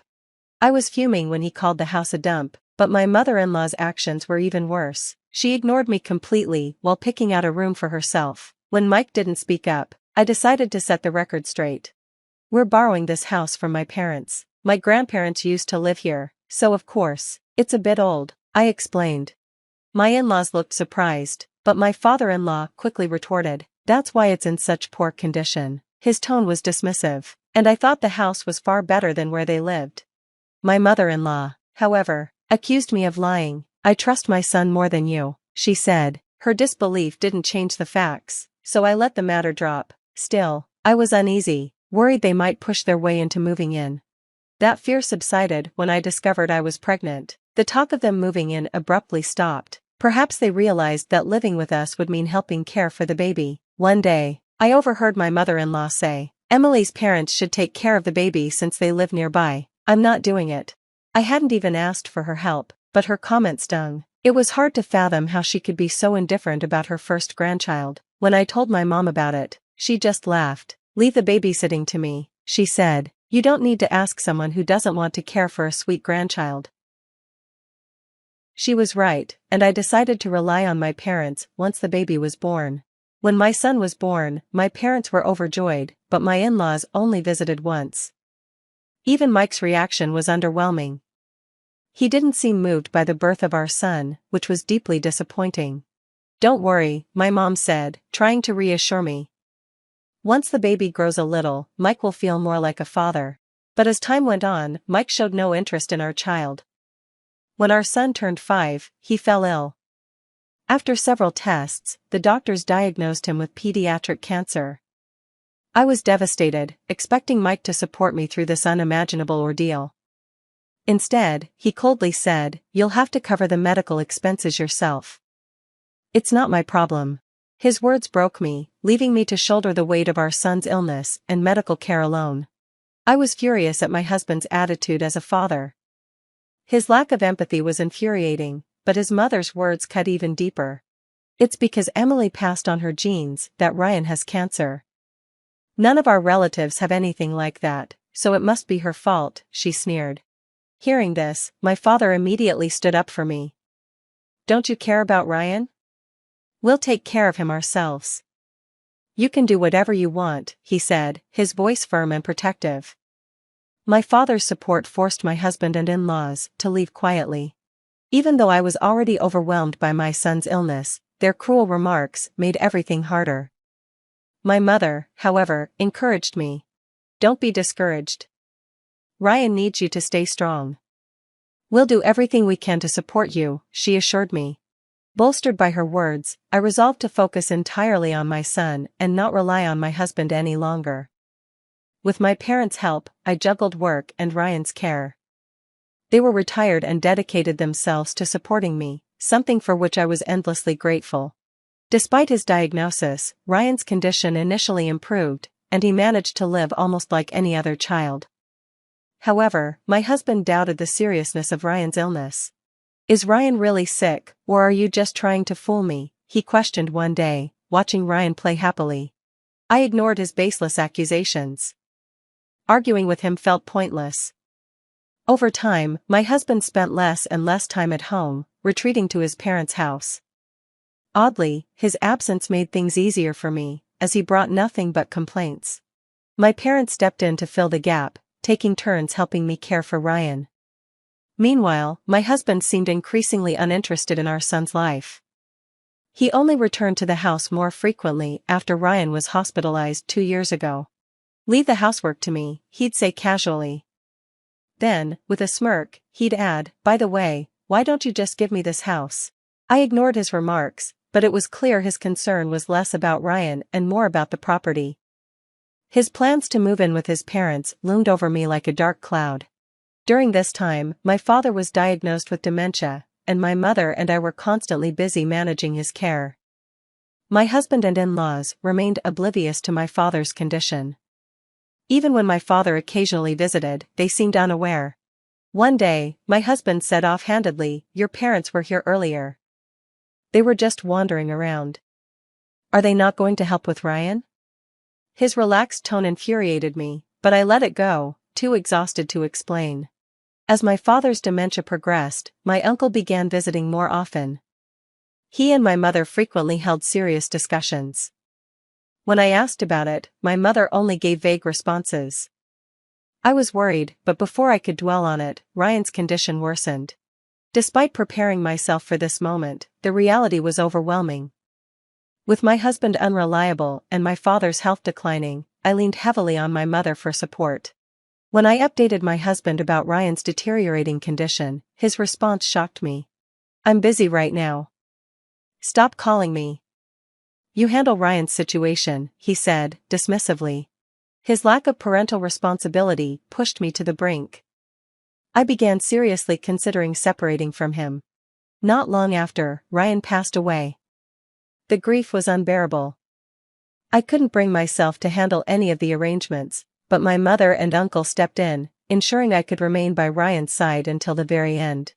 Just before the funeral, my uncle began to panic. "Where are Mike and his parents? They can't skip the funeral, can they?" he said, his voice rising in frustration. Seeing his concern, I called my husband. "Where are you?" "It's time to say goodbye to Ryan," I said, my voice trembling. "I'm at a party celebrating my parents' anniversary." "I told you not to call me right now," he replied cheerfully. Hearing his voice, my mother's face turned red with anger. "He's in Hawaii," she exclaimed. My uncle, visibly furious, sprang into action. While I hadn't expected much from my husband, knowing he chose a vacation over our son's funeral filled me with rage. "You knew Ryan was in critical condition and still went on a trip?" I said, my voice shaking. "I pity Ryan for having a father like you." I hung up, tears streaming down my face, as my mother comforted me. "I will never forgive them." "Don't worry, everything will be gone by the time they return from Hawaii," she said cryptically. Though her words confused me, I didn't have the energy to question them. Thanks to my mother and uncle's support, the funeral went smoothly. Afterward, however, I felt lost. My entire life had revolved around Ryan, and now I didn't know how to move forward. "Leave the future to me, Emily. Go back to your parents' house and take it easy," my uncle advised. Taking his advice, I returned home and helped care for my father while taking time off from work. My workplace was understanding and granted me an extended break, which was a relief. Then, one day, my husband called. "Emily, I can't get into the house." "Did you change the locks?" "Changing them without notice is awful," he said, sounding panicked. "I didn't change the locks," I replied calmly. "But I'm planning to end things with you, so don't call me anymore." I hung up, but moments later, he called again, this time more frantic. "My parents' house has been demolished. There's a land for sale sign up." "What's going on?" he shouted. "I don't know what you're talking about," I said, cutting him off. "Check with my uncle." When I checked with my uncle, he seemed pleased and invited me to visit my in-laws' family home to see what was happening. Curious and apprehensive, I went as instructed. When I arrived, I found my husband and his parents standing outside, looking utterly stunned. "What's the meaning of this?" my father-in-law demanded. "Our house is gone. Is this because we didn't take you to Hawaii? Did you demolish the house out of spite?" The accusation left me baffled. I could never do something like that. "I was busy grieving my son and arranging his funeral," I retorted, frustrated by the absurdity of her claim. Just then, my uncle and mother arrived. My mother's expression was cold and resolute. People who didn't even attend their own grandson's funeral have no right to complain, she said, her voice sharp. You should reflect on your actions. Mike and his parents fell silent, but the silence didn't last. My father-in-law quickly recovered and began ranting. You can't just demolish the house and sell the land. I'm the owner of that property, he shouted, brandishing a document. His declaration made me pause. Could he be suffering from dementia as well? He proudly showed us a contract bearing my father's signature, claiming that my father had transferred the property to him, but the document looked suspicious, hastily done, and amateurish. To make matters worse, it stated that the property had been given away for free, an impossibility. This contract isn't valid, I said, my voice steady, and for the record, my father suffers from dementia and cannot make sound decisions. Mike and his parents insisted the contract was legitimate, claiming they were unaware of my father's condition. My father is not the owner of this land, my mother interjected firmly. The property is registered under my name. You must have coerced him into signing this. Her words shocked me, but they clearly unnerved Mike and his family even more. My uncle stepped forward, producing detailed land records and a lease agreement. This land and building both belong to Emily's mother. You were renting the property from us, he said, his tone stern. You stopped paying rent months ago, ignored our attempts to meet, and left us no choice but to terminate the lease and put the property up for sale. Mike's parents stared at the documents in stunned silence. Were we behind on rent? My father-in-law asked, turning to my mother-in-law. I thought it was fine since we're related to Emily's uncle, he muttered. Caught off guard, my mother-in-law confessed. We were planning to trick your father into giving us the land, so we didn't think paying the rent was necessary. Her admission left me furious. They had schemed to exploit my father's condition from the very beginning. As I tried to process this revelation, Mike pulled out another contract, looking regretful. Is the house we live in also your property? Does this contract mean nothing too? He asked, his voice tinged with desperation. The document in his hand, much like the first, bore my father's signature. It was clear Mike had created a fake contract, thinking our home belonged to my father as well. How ridiculous, my mother said, shaking her head. You tried to deceive us, without even confirming who owned the land. It's absurd. Mike and his parents stood there, trembling with anger and humiliation. Just then, a young woman appeared from behind a nearby building. When will you pay me back for the travel expenses I covered? And what about the life insurance payout from your son? She asked. Her appearance left Mike visibly panicked. My uncle smirked. Even after your son's death, you took your mistress to Hawaii. You truly are shameless, he said. We've investigated everything. I was stunned but quickly realized that the woman was Mike's mistress. My uncle must have suspected Mike's infidelity and secretly looked into it. Realizing she'd walked into the middle of a volatile situation, the mistress hurriedly fled. I didn't think you could stoop so low, I said to Mike. Our son must be appalled from heaven. Unfazed, Mike chased after her, leaving his parents to face the fallout. How does it feel to have enjoyed yourselves in Hawaii, relying on my son's life insurance money? I asked coldly. Unfortunately for you, I'm the beneficiary. You'll have to pay for your extravagant trip on your own. With no comeback, Mike's parents quickly left. After the funeral, I realized what my mother had meant about removing Mike and his family from our lives. I filed for divorce and sought alimony. It turned out Mike had been cheating on me for 2 years and had planned to abandon me after our son's death, thinking he could avoid responsibilities like child support while benefiting from the life insurance payout. Mike had even exploited my father's dementia, coercing him into signing a fraudulent contract while my mother and I were preoccupied with Ryan's illness. However, he hadn't realized the property belonged to my mother, not my father. In the end, Mike and his parents accrued massive debts. Mike had to pay alimony and cover the cost of their Hawaii trip. His mistress left him, and he was left alone, drowning in financial ruin. Back at my family home, I began to recover from the pain of losing my son. My mother and I continued to care for my father, and I found solace in believing that Ryan was watching over us. One day, my father said something unexpected. Ryan is visiting. He's running around happily, he murmured. Though startled, I chose to believe that my son's spirit was near, encouraging us to live with strength and positivity. For his sake, I vowed to keep moving forward. I'm sorry, it's just, you have to understand, I never meant for this to happen, I stammered, my voice shaking. Is this true? I asked, turning to my sister, my gaze burning with disbelief and anger. This isn't the right time for that, she replied hastily. Lily should have been your priority, I shot back, my voice rising. In that moment, I realized my hand was trembling, raised as if to lash out at both of them. I froze. I had never felt so cold, so devoid of compassion. This was a side of me I never wanted to see, an experience I hoped never to relive. But because of my careless husband and selfish sister, I now carried a memory I could never erase, a memory that would haunt me forever. It all started with a simple promise. My sister had asked me, no, she had forced me, to pick up my niece, Lily, from preschool that day. Please, just do it this once, she had pleaded, and tomorrow too. Why is it always so urgent with you? I had snapped. You're a stay-at-home mom, you have time. That's not the point, she retorted. As she spoke, I could hear Lily coughing faintly in the background. Is Lily sick? I asked, my concern deepening. No, she's fine, my sister replied dismissively, she just coughed a little. Anyway, can you keep her for a while? Like, a week? A week? Are you serious? I can't. Well, if you won't, I'm leaving her at the preschool. If no one picks her up, she can just stay there, she interrupted coldly.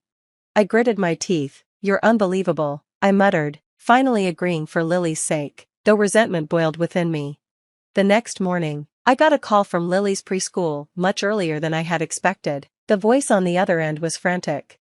We've been trying to reach your sister, but she isn't answering. Lily has a fever, and she lost consciousness. She's being rushed to the hospital by ambulance.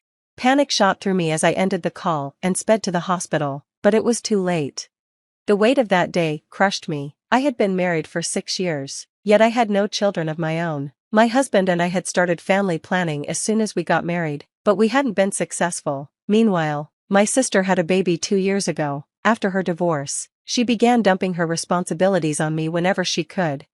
It's good practice for when you have a child of your own, she would say casually, as if Lily were a doll I could borrow and return. I didn't like her attitude, but I adored my niece. She was bright and sweet, and I had always wanted to be there for her. That day, however, everything changed. My heart broke in a way I never thought possible, and I vowed that I would never let my sister's selfishness or my husband's indifference pull me into such a situation again. I'm going to take care of my niece again tomorrow, I told my husband. Can I ask for your help? He hesitated. Actually, I have an urgent problem at work. I need to fly out early tomorrow morning for a business trip. Really? I tried not to sound disappointed. Yeah, he said, his tone apologetic. It's a client I've known for a long time, and while it won't affect the contract, I'm in charge of sales. I need to handle this personally. I nodded, masking my frustration. Okay, well, be careful. Are you sure I'll be okay on my own? If it's too much, I can go to my parents' place. I'm sure you'll manage, he said, trying to reassure me. Thanks for understanding. Have a safe day with Lily. Thanks, I replied, forcing a smile. Have a safe trip. At the time, I thought it was just bad luck. My niece, Lily, was deeply attached to my husband. The last time I cared for her, she cried all night until my husband held her and calmed her down. I'd believed that if anything happened, he'd be there for her again. But, of course, work comes first. I told myself I was prepared to handle whatever came, even if it left me utterly exhausted. The next day, everything spiraled out of control. I received a call from Lily's preschool. Panic surged through me as I rushed to the hospital, where I found her small body connected to tubes, lying unconscious. The preschool teachers were visibly shaken. The director approached me, her face etched with worry and anger. You're Lily's aunt, right? Her mother's sister? Yes, that's correct, I answered. We've been trying to contact your sister, but we haven't been able to reach her. We even called her workplace, but they told us she's on vacation. Do you know where she is? She's overseas, I said, my voice heavy. The director's eyes widened in shock. I see, she said after a moment, her voice tight with frustration. Let me explain what happened today.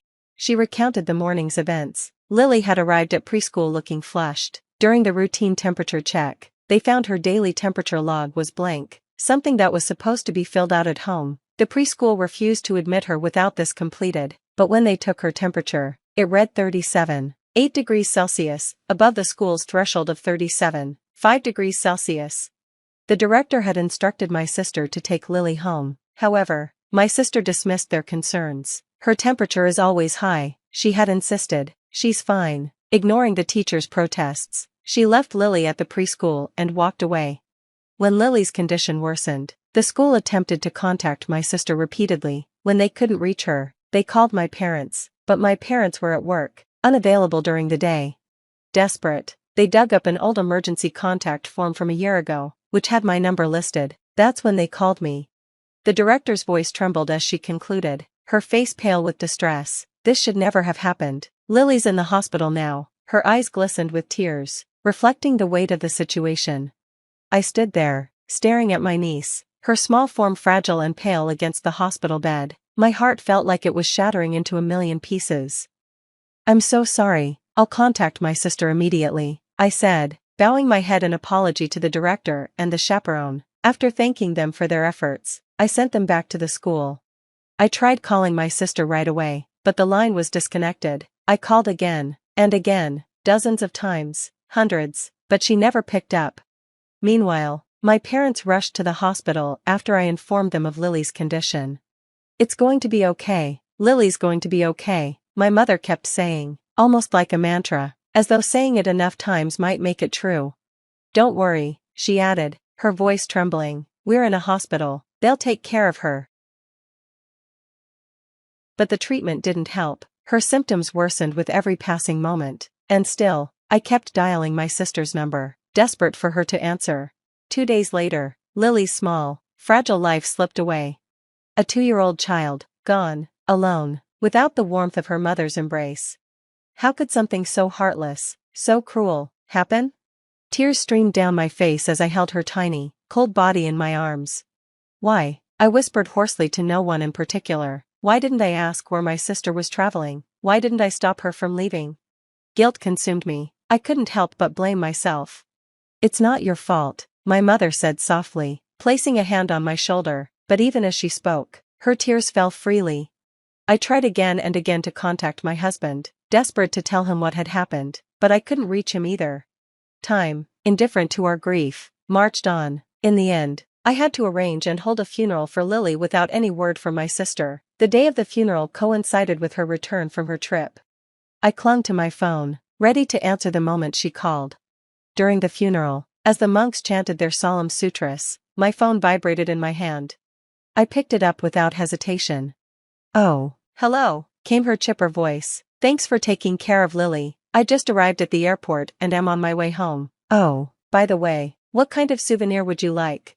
I froze, my grip on the phone tightened. You, I hissed through clenched teeth. What? I can't hear you, she replied. You, my voice broke, trembling with rage and grief. What are you doing? Lily, she's gone, she died. The chanting stopped as my voice echoed through the room. What? She said, her tone bewildered. What are you mad about? Mad? I repeated, my voice rising. You took a child's life. Do you even know how lonely she was? How scared? Oh no, no, her voice faltered. Right, I said bitterly, it's not funny, none of us are laughing. I struggled to control my emotions, exhaling deeply several times to calm myself. I'm in the middle of Lily's funeral, I said coldly, get back here, now. Without waiting for her response, I hung up the phone. I'm sorry, I whispered, breaking the silence and apologizing for interrupting the chanting. The monk, his expression calm and understanding, gently placed his hand on my head in a gesture of comfort. After the funeral, as I prepared to leave for the crematorium, my sister arrived, out of breath. To my shock, my husband was with her, standing just a step behind. It couldn't be, no. My sister collapsed in tears by Lily's small body. Why? She wailed, her sobs echoing in the solemn space. Behind her, my husband stood frozen, his face a mask of guilt and disbelief. The other relatives looked at her with quiet disdain, but no one voiced their anger, out of respect for Lily, I assumed. I couldn't bring myself to speak to either of them, not yet. After the cremation, we returned to my parents' house. There, my sister faced the brunt of my parents' fury. They scolded her relentlessly while I sat in silence, my gaze drifting to their luggage. Something about it felt off. My eyes focused on the airline sticker attached to the handle of her carry-on. Both bags bore identical labels from the same destination. I froze. Why were you both at the same airport? I asked, my voice trembling. My sister's mouth opened, but no words came out. She looked cornered. Finally, my husband spoke. I'm sorry, it's just, as you see. I didn't mean for this to happen. Is this true? I asked my sister, my voice icy. This isn't the right time for that, she muttered. No, I said, my voice rising. This isn't about you. Lily should have come first, always. I hadn't even realized my hand had risen toward them both in anger, but I stopped myself. It wasn't their infidelity that filled me with rage, it was the way they had disregarded my niece, their selfishness that led to her death. You don't get to cry, I spat at my sister. You don't have the right. Do you know how many times I called you? Hundreds of times. How hard is it to imagine that something could happen to your child? I turned to my husband. And you knew she was sick. While you two indulged in your disgusting affair, Lily was suffering. She died, alone and scared. My voice broke. You'll never be forgiven. Never. Both of you deserve to rot in hell for what you've done. Neither my parents nor the relatives stopped me. My mother's voice, cold as steel, cut through the room. You are not my daughter anymore. Don't you dare show your face here again. My sister's tear-streaked face crumbled. Why am I the only one being blamed? You're not family to me, I said flatly. She left the house, her head bowed, without even taking Lily's ashes. Later, my husband and I finalized our divorce. He agreed to give me everything, shared assets, alimony, all of it, silent and guilt-ridden. He didn't contest a thing. It didn't matter. No amount of money or remorse could undo the past. Both my sister and my husband faced criminal charges after the preschool director reported them for child neglect and abuse. My sister fought her case with a court-appointed attorney, but no one stood by her side, not even our parents. She received a 5-year prison sentence. My husband, who knew about Lily's fever and abandonment, was sentenced to 2 years. 7 years combined for a lost life. How is that justice? It will never be enough. 6 years have passed since then. I've remarried and have a child of my own now, a child who has helped heal the wounds left by those terrible days. I will never forget my niece, Lily. Her memory will always stay with me. They say sins never go away, that they remain a burden one carries forever. My sister and my ex-husband deserve to carry theirs. But even so, it will never be enough. Human life is precious. My name is Rachel. I'm 32, and life had always been an intricate balance of love, work, and family. My husband, Daniel, and I had been married for 8 years, and while our marriage wasn't perfect, I believed we had a strong partnership, or so I thought. Daniel had a 14-year-old son, Jack, from his previous marriage. When I met Jack, he was a shy, polite boy who slowly warmed up to me over time. I treated him like my own child, helping with his homework, attending his soccer games, and even creating his favorite meals on the weekends. Despite my efforts, there were moments when Jack would remind me I wasn't his real mom. I brushed it off, chalking it up to teenage angst. Things began to change when Daniel's sister, Clara, moved back to our city. Clara and I had always been cordial, but there was an undercurrent of tension. She was protective of Daniel and had never fully accepted me into the family. One evening, Clara came over for dinner. As we sat around the table, she brought up Jack. Jack's been telling me he feels uncomfortable here. Rachel, Clara said, her tone dripping with concern. I was taken aback. Uncomfortable? Jack, is that true? Jack hesitated, his eyes darting toward Clara. I don't know. Sometimes. Clara jumped in. See? Kids pick up on things. Rachel, maybe you're too strict with him. I felt blindsided.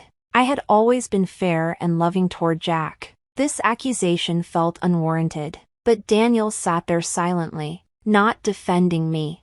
A week later, Clara hosted a family gathering. I noticed the sideways glances and hushed whispers. Daniel's aunt approached me and said, Rachel, I hope you're not too hard on Jack. He's just a child.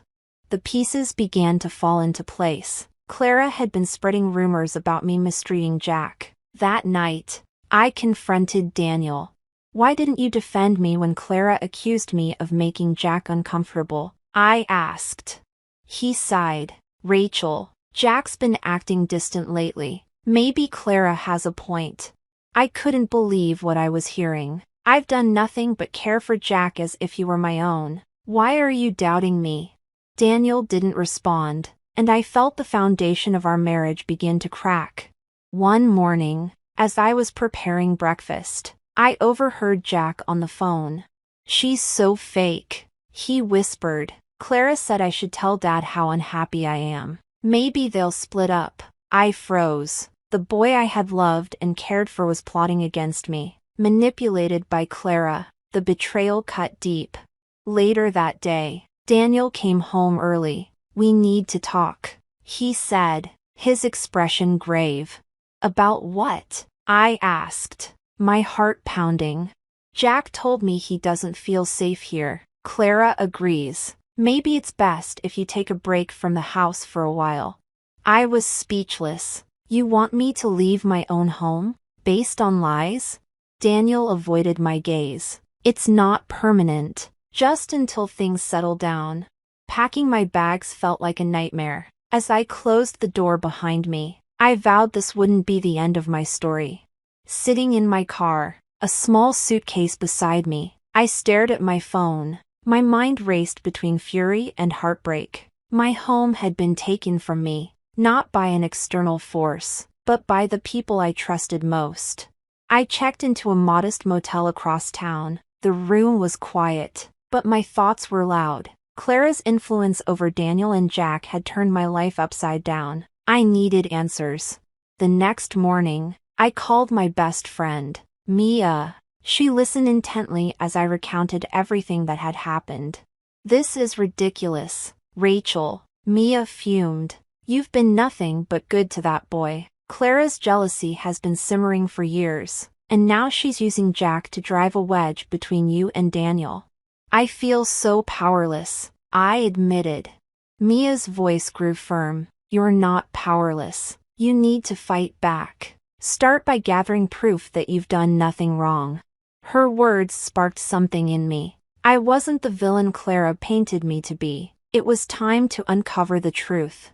Over the next few days, I began piecing together Clara's influence. I reached out to Jack's teachers, coaches, and even his friends' parents. Each conversation painted a similar picture. I was a caring stepmother who always put Jack's needs first.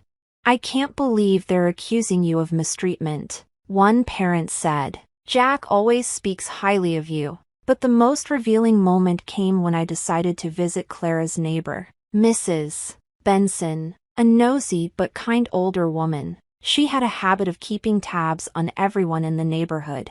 Oh, Clara? Mrs. Benson chuckled when I mentioned her name. She's always meddling. I overheard her telling her friend about a plan to protect Jack from you. Sounded like nonsense to me. Clara's manipulation wasn't just a hunch, it was real. I decided to meet Jack after school. He seemed surprised to see me but agreed to talk. Jack, I need to ask you something, I said gently. Do you really feel unsafe with me? Or is someone telling you to say that? Jack looked uncomfortable, his gaze shifting away. I don't know. Clara said you might be trying to replace my mom. My heart ached. Jack, I would never try to replace your mom. I care about you because you're part of our family. Clara is wrong to put these ideas in your head. He didn't respond, but his silence spoke volumes. Clara's influence wasn't just about me, it was about creating doubt in Jack's mind. Armed with the evidence I had gathered, I decided to confront Daniel. I invited him to meet me at a coffee shop. Rachel, what is this about? He asked, his tone weary. I placed a stack of papers on the table, testimonies from teachers, neighbors, and even screenshots of Clara's social media posts subtly undermining me. This is about the lies that have destroyed our home, I said firmly. Daniel hesitated as he flipped through the pages. I didn't know, he began. Because you didn't want to know, I interrupted. You let Clara manipulate you and Jack, and you didn't even question it. The weight of my words seemed to hit him. I'll talk to Clara, he said. Talking isn't enough, I said, my voice breaking. You need to decide where your loyalty lies, with the truth or with Clara's lies. The days following my confrontation with Daniel were nerve-wracking. I had laid everything bare, but his inaction spoke volumes. He avoided my calls, and Jack's texts grew sporadic. It felt like I was screaming into a void. But I wasn't ready to give up. Clara's lies couldn't go unchecked. If Daniel wouldn't stand up for me, I'd fight for myself. One afternoon, Mia called, her voice laced with urgency. Rachel, you won't believe what I found, she said. Clara's been bragging about her success to her friends. She thinks she's won. Mia sent me screenshots of Clara's messages in a private group chat. Her words were venomous. I told Daniel exactly what he needed to hear. Rachel will be out for good soon. Jack finally sees her for who she is. I made sure of that. My blood boiled. Clara wasn't just meddling, she was orchestrating an all-out campaign to ruin me. I decided it was time to confront Clara directly. I drove to her house, my hands trembling with a mix of anger and determination. She opened the door, her expression smug. Rachel, she said coolly, what brings you here? Cut the act. Clara, I snapped. I know what you've been doing. You've poisoned Jack against me and manipulated Daniel. And now, I have proof. Clara's smile faltered for a moment before she crossed her arms. Proof? Of what? I'm just protecting my nephew from someone who clearly doesn't belong in his life. Her words stung, but I held my ground. This isn't about Jack. This is about your jealousy and your inability to let go of control. You're hurting him more than you're helping. Clara's face turned red with anger. Get off my property, she hissed. You have no idea what you're talking about. But I did. And now, I had the evidence to back it up. After leaving Clara's house, I reached out to Jack's therapist, Dr. Harris. I've been hesitant to intervene, Dr. Harris admitted, but it's clear Jack is caught in the middle of a toxic situation. He's confused and being influenced by conflicting narratives. Dr. Harris agreed to facilitate a family session, including Clara. It was a long shot, but I hoped it would force her to face the damage she had caused. The session was tense from the start. Clara arrived with an air of superiority, while Daniel looked uncomfortable. Jack sat quietly, avoiding my gaze. Dr. Harris began gently. We're here to create a space for honesty and healing. Let's start by discussing Jack's feelings. Jack hesitated before speaking. I don't know what to think, he said. Clara says one thing, but I remember when Rachel helped me with my school project and took me to the park when I was sad. My heart swelled at his words, but Clara quickly cut in. Jack, don't forget how she's tried to replace your mother. Enough, Clara, I said, my voice firm. This isn't about replacing anyone. It's about creating a family where everyone feels safe and loved.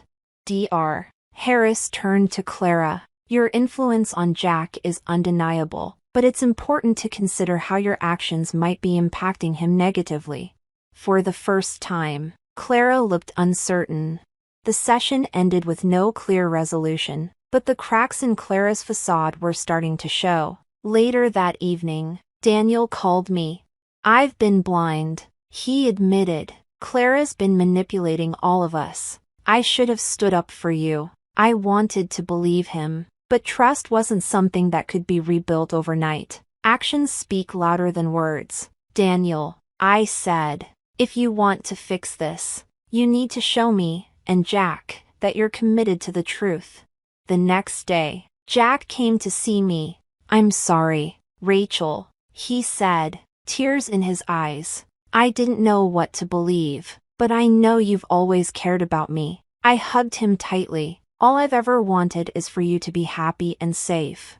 As for Clara, her influence began to wane. Daniel set firm boundaries, and Jack started therapy on his own to process everything. Life didn't immediately return to normal after the family therapy session. but it felt like a fog was lifting. For the first time in months, I could see a path forward, not just for me, but for all of us. Clara's manipulations didn't go unnoticed after the session. Daniel started addressing her behavior directly, finally acknowledging how her meddling had hurt our family. He limited her visits with Jack and made it clear that her interference was no longer welcome. Jack needs stability, he told her firmly during a follow-up meeting facilitated by Dr. Harris. Your intentions might have been good, but your actions have caused nothing but harm. From now on, Rachel and I are making decisions for Jack, together. Clara was livid, but her protests fell on deaf ears. The evidence of her manipulations, coupled with Jack's growing awareness of the truth, left her with little room to argue. Jack and I slowly rebuilt our bond. It wasn't easy, trust takes time to restore, but we found joy in the small moments. Movie nights, trips to the park, and quiet conversations about his favorite books became the foundation of our renewed relationship. Daniel worked hard to make amends, too. He attended therapy sessions with Jack and me, where we discussed everything from his initial doubts to the importance of standing united as a family. I let fear cloud my judgment, Daniel admitted during one session, but I'm ready to do the work to rebuild what I've broken. Months later, our family looked different, but stronger. Clara no longer had the influence she once wielded, and Jack had flourished with the consistency and love he deserved. One sunny Saturday, as we sat in the backyard, Jack turned to me with a shy smile. "Rachel, thank you for not giving up on me." I blinked back tears. "I'll never give up on you, Jack. We're family, no matter what." Daniel reached for my hand. "This is just the beginning for us," he said. And he was right. The road had been rough, but we had emerged on the other side, together.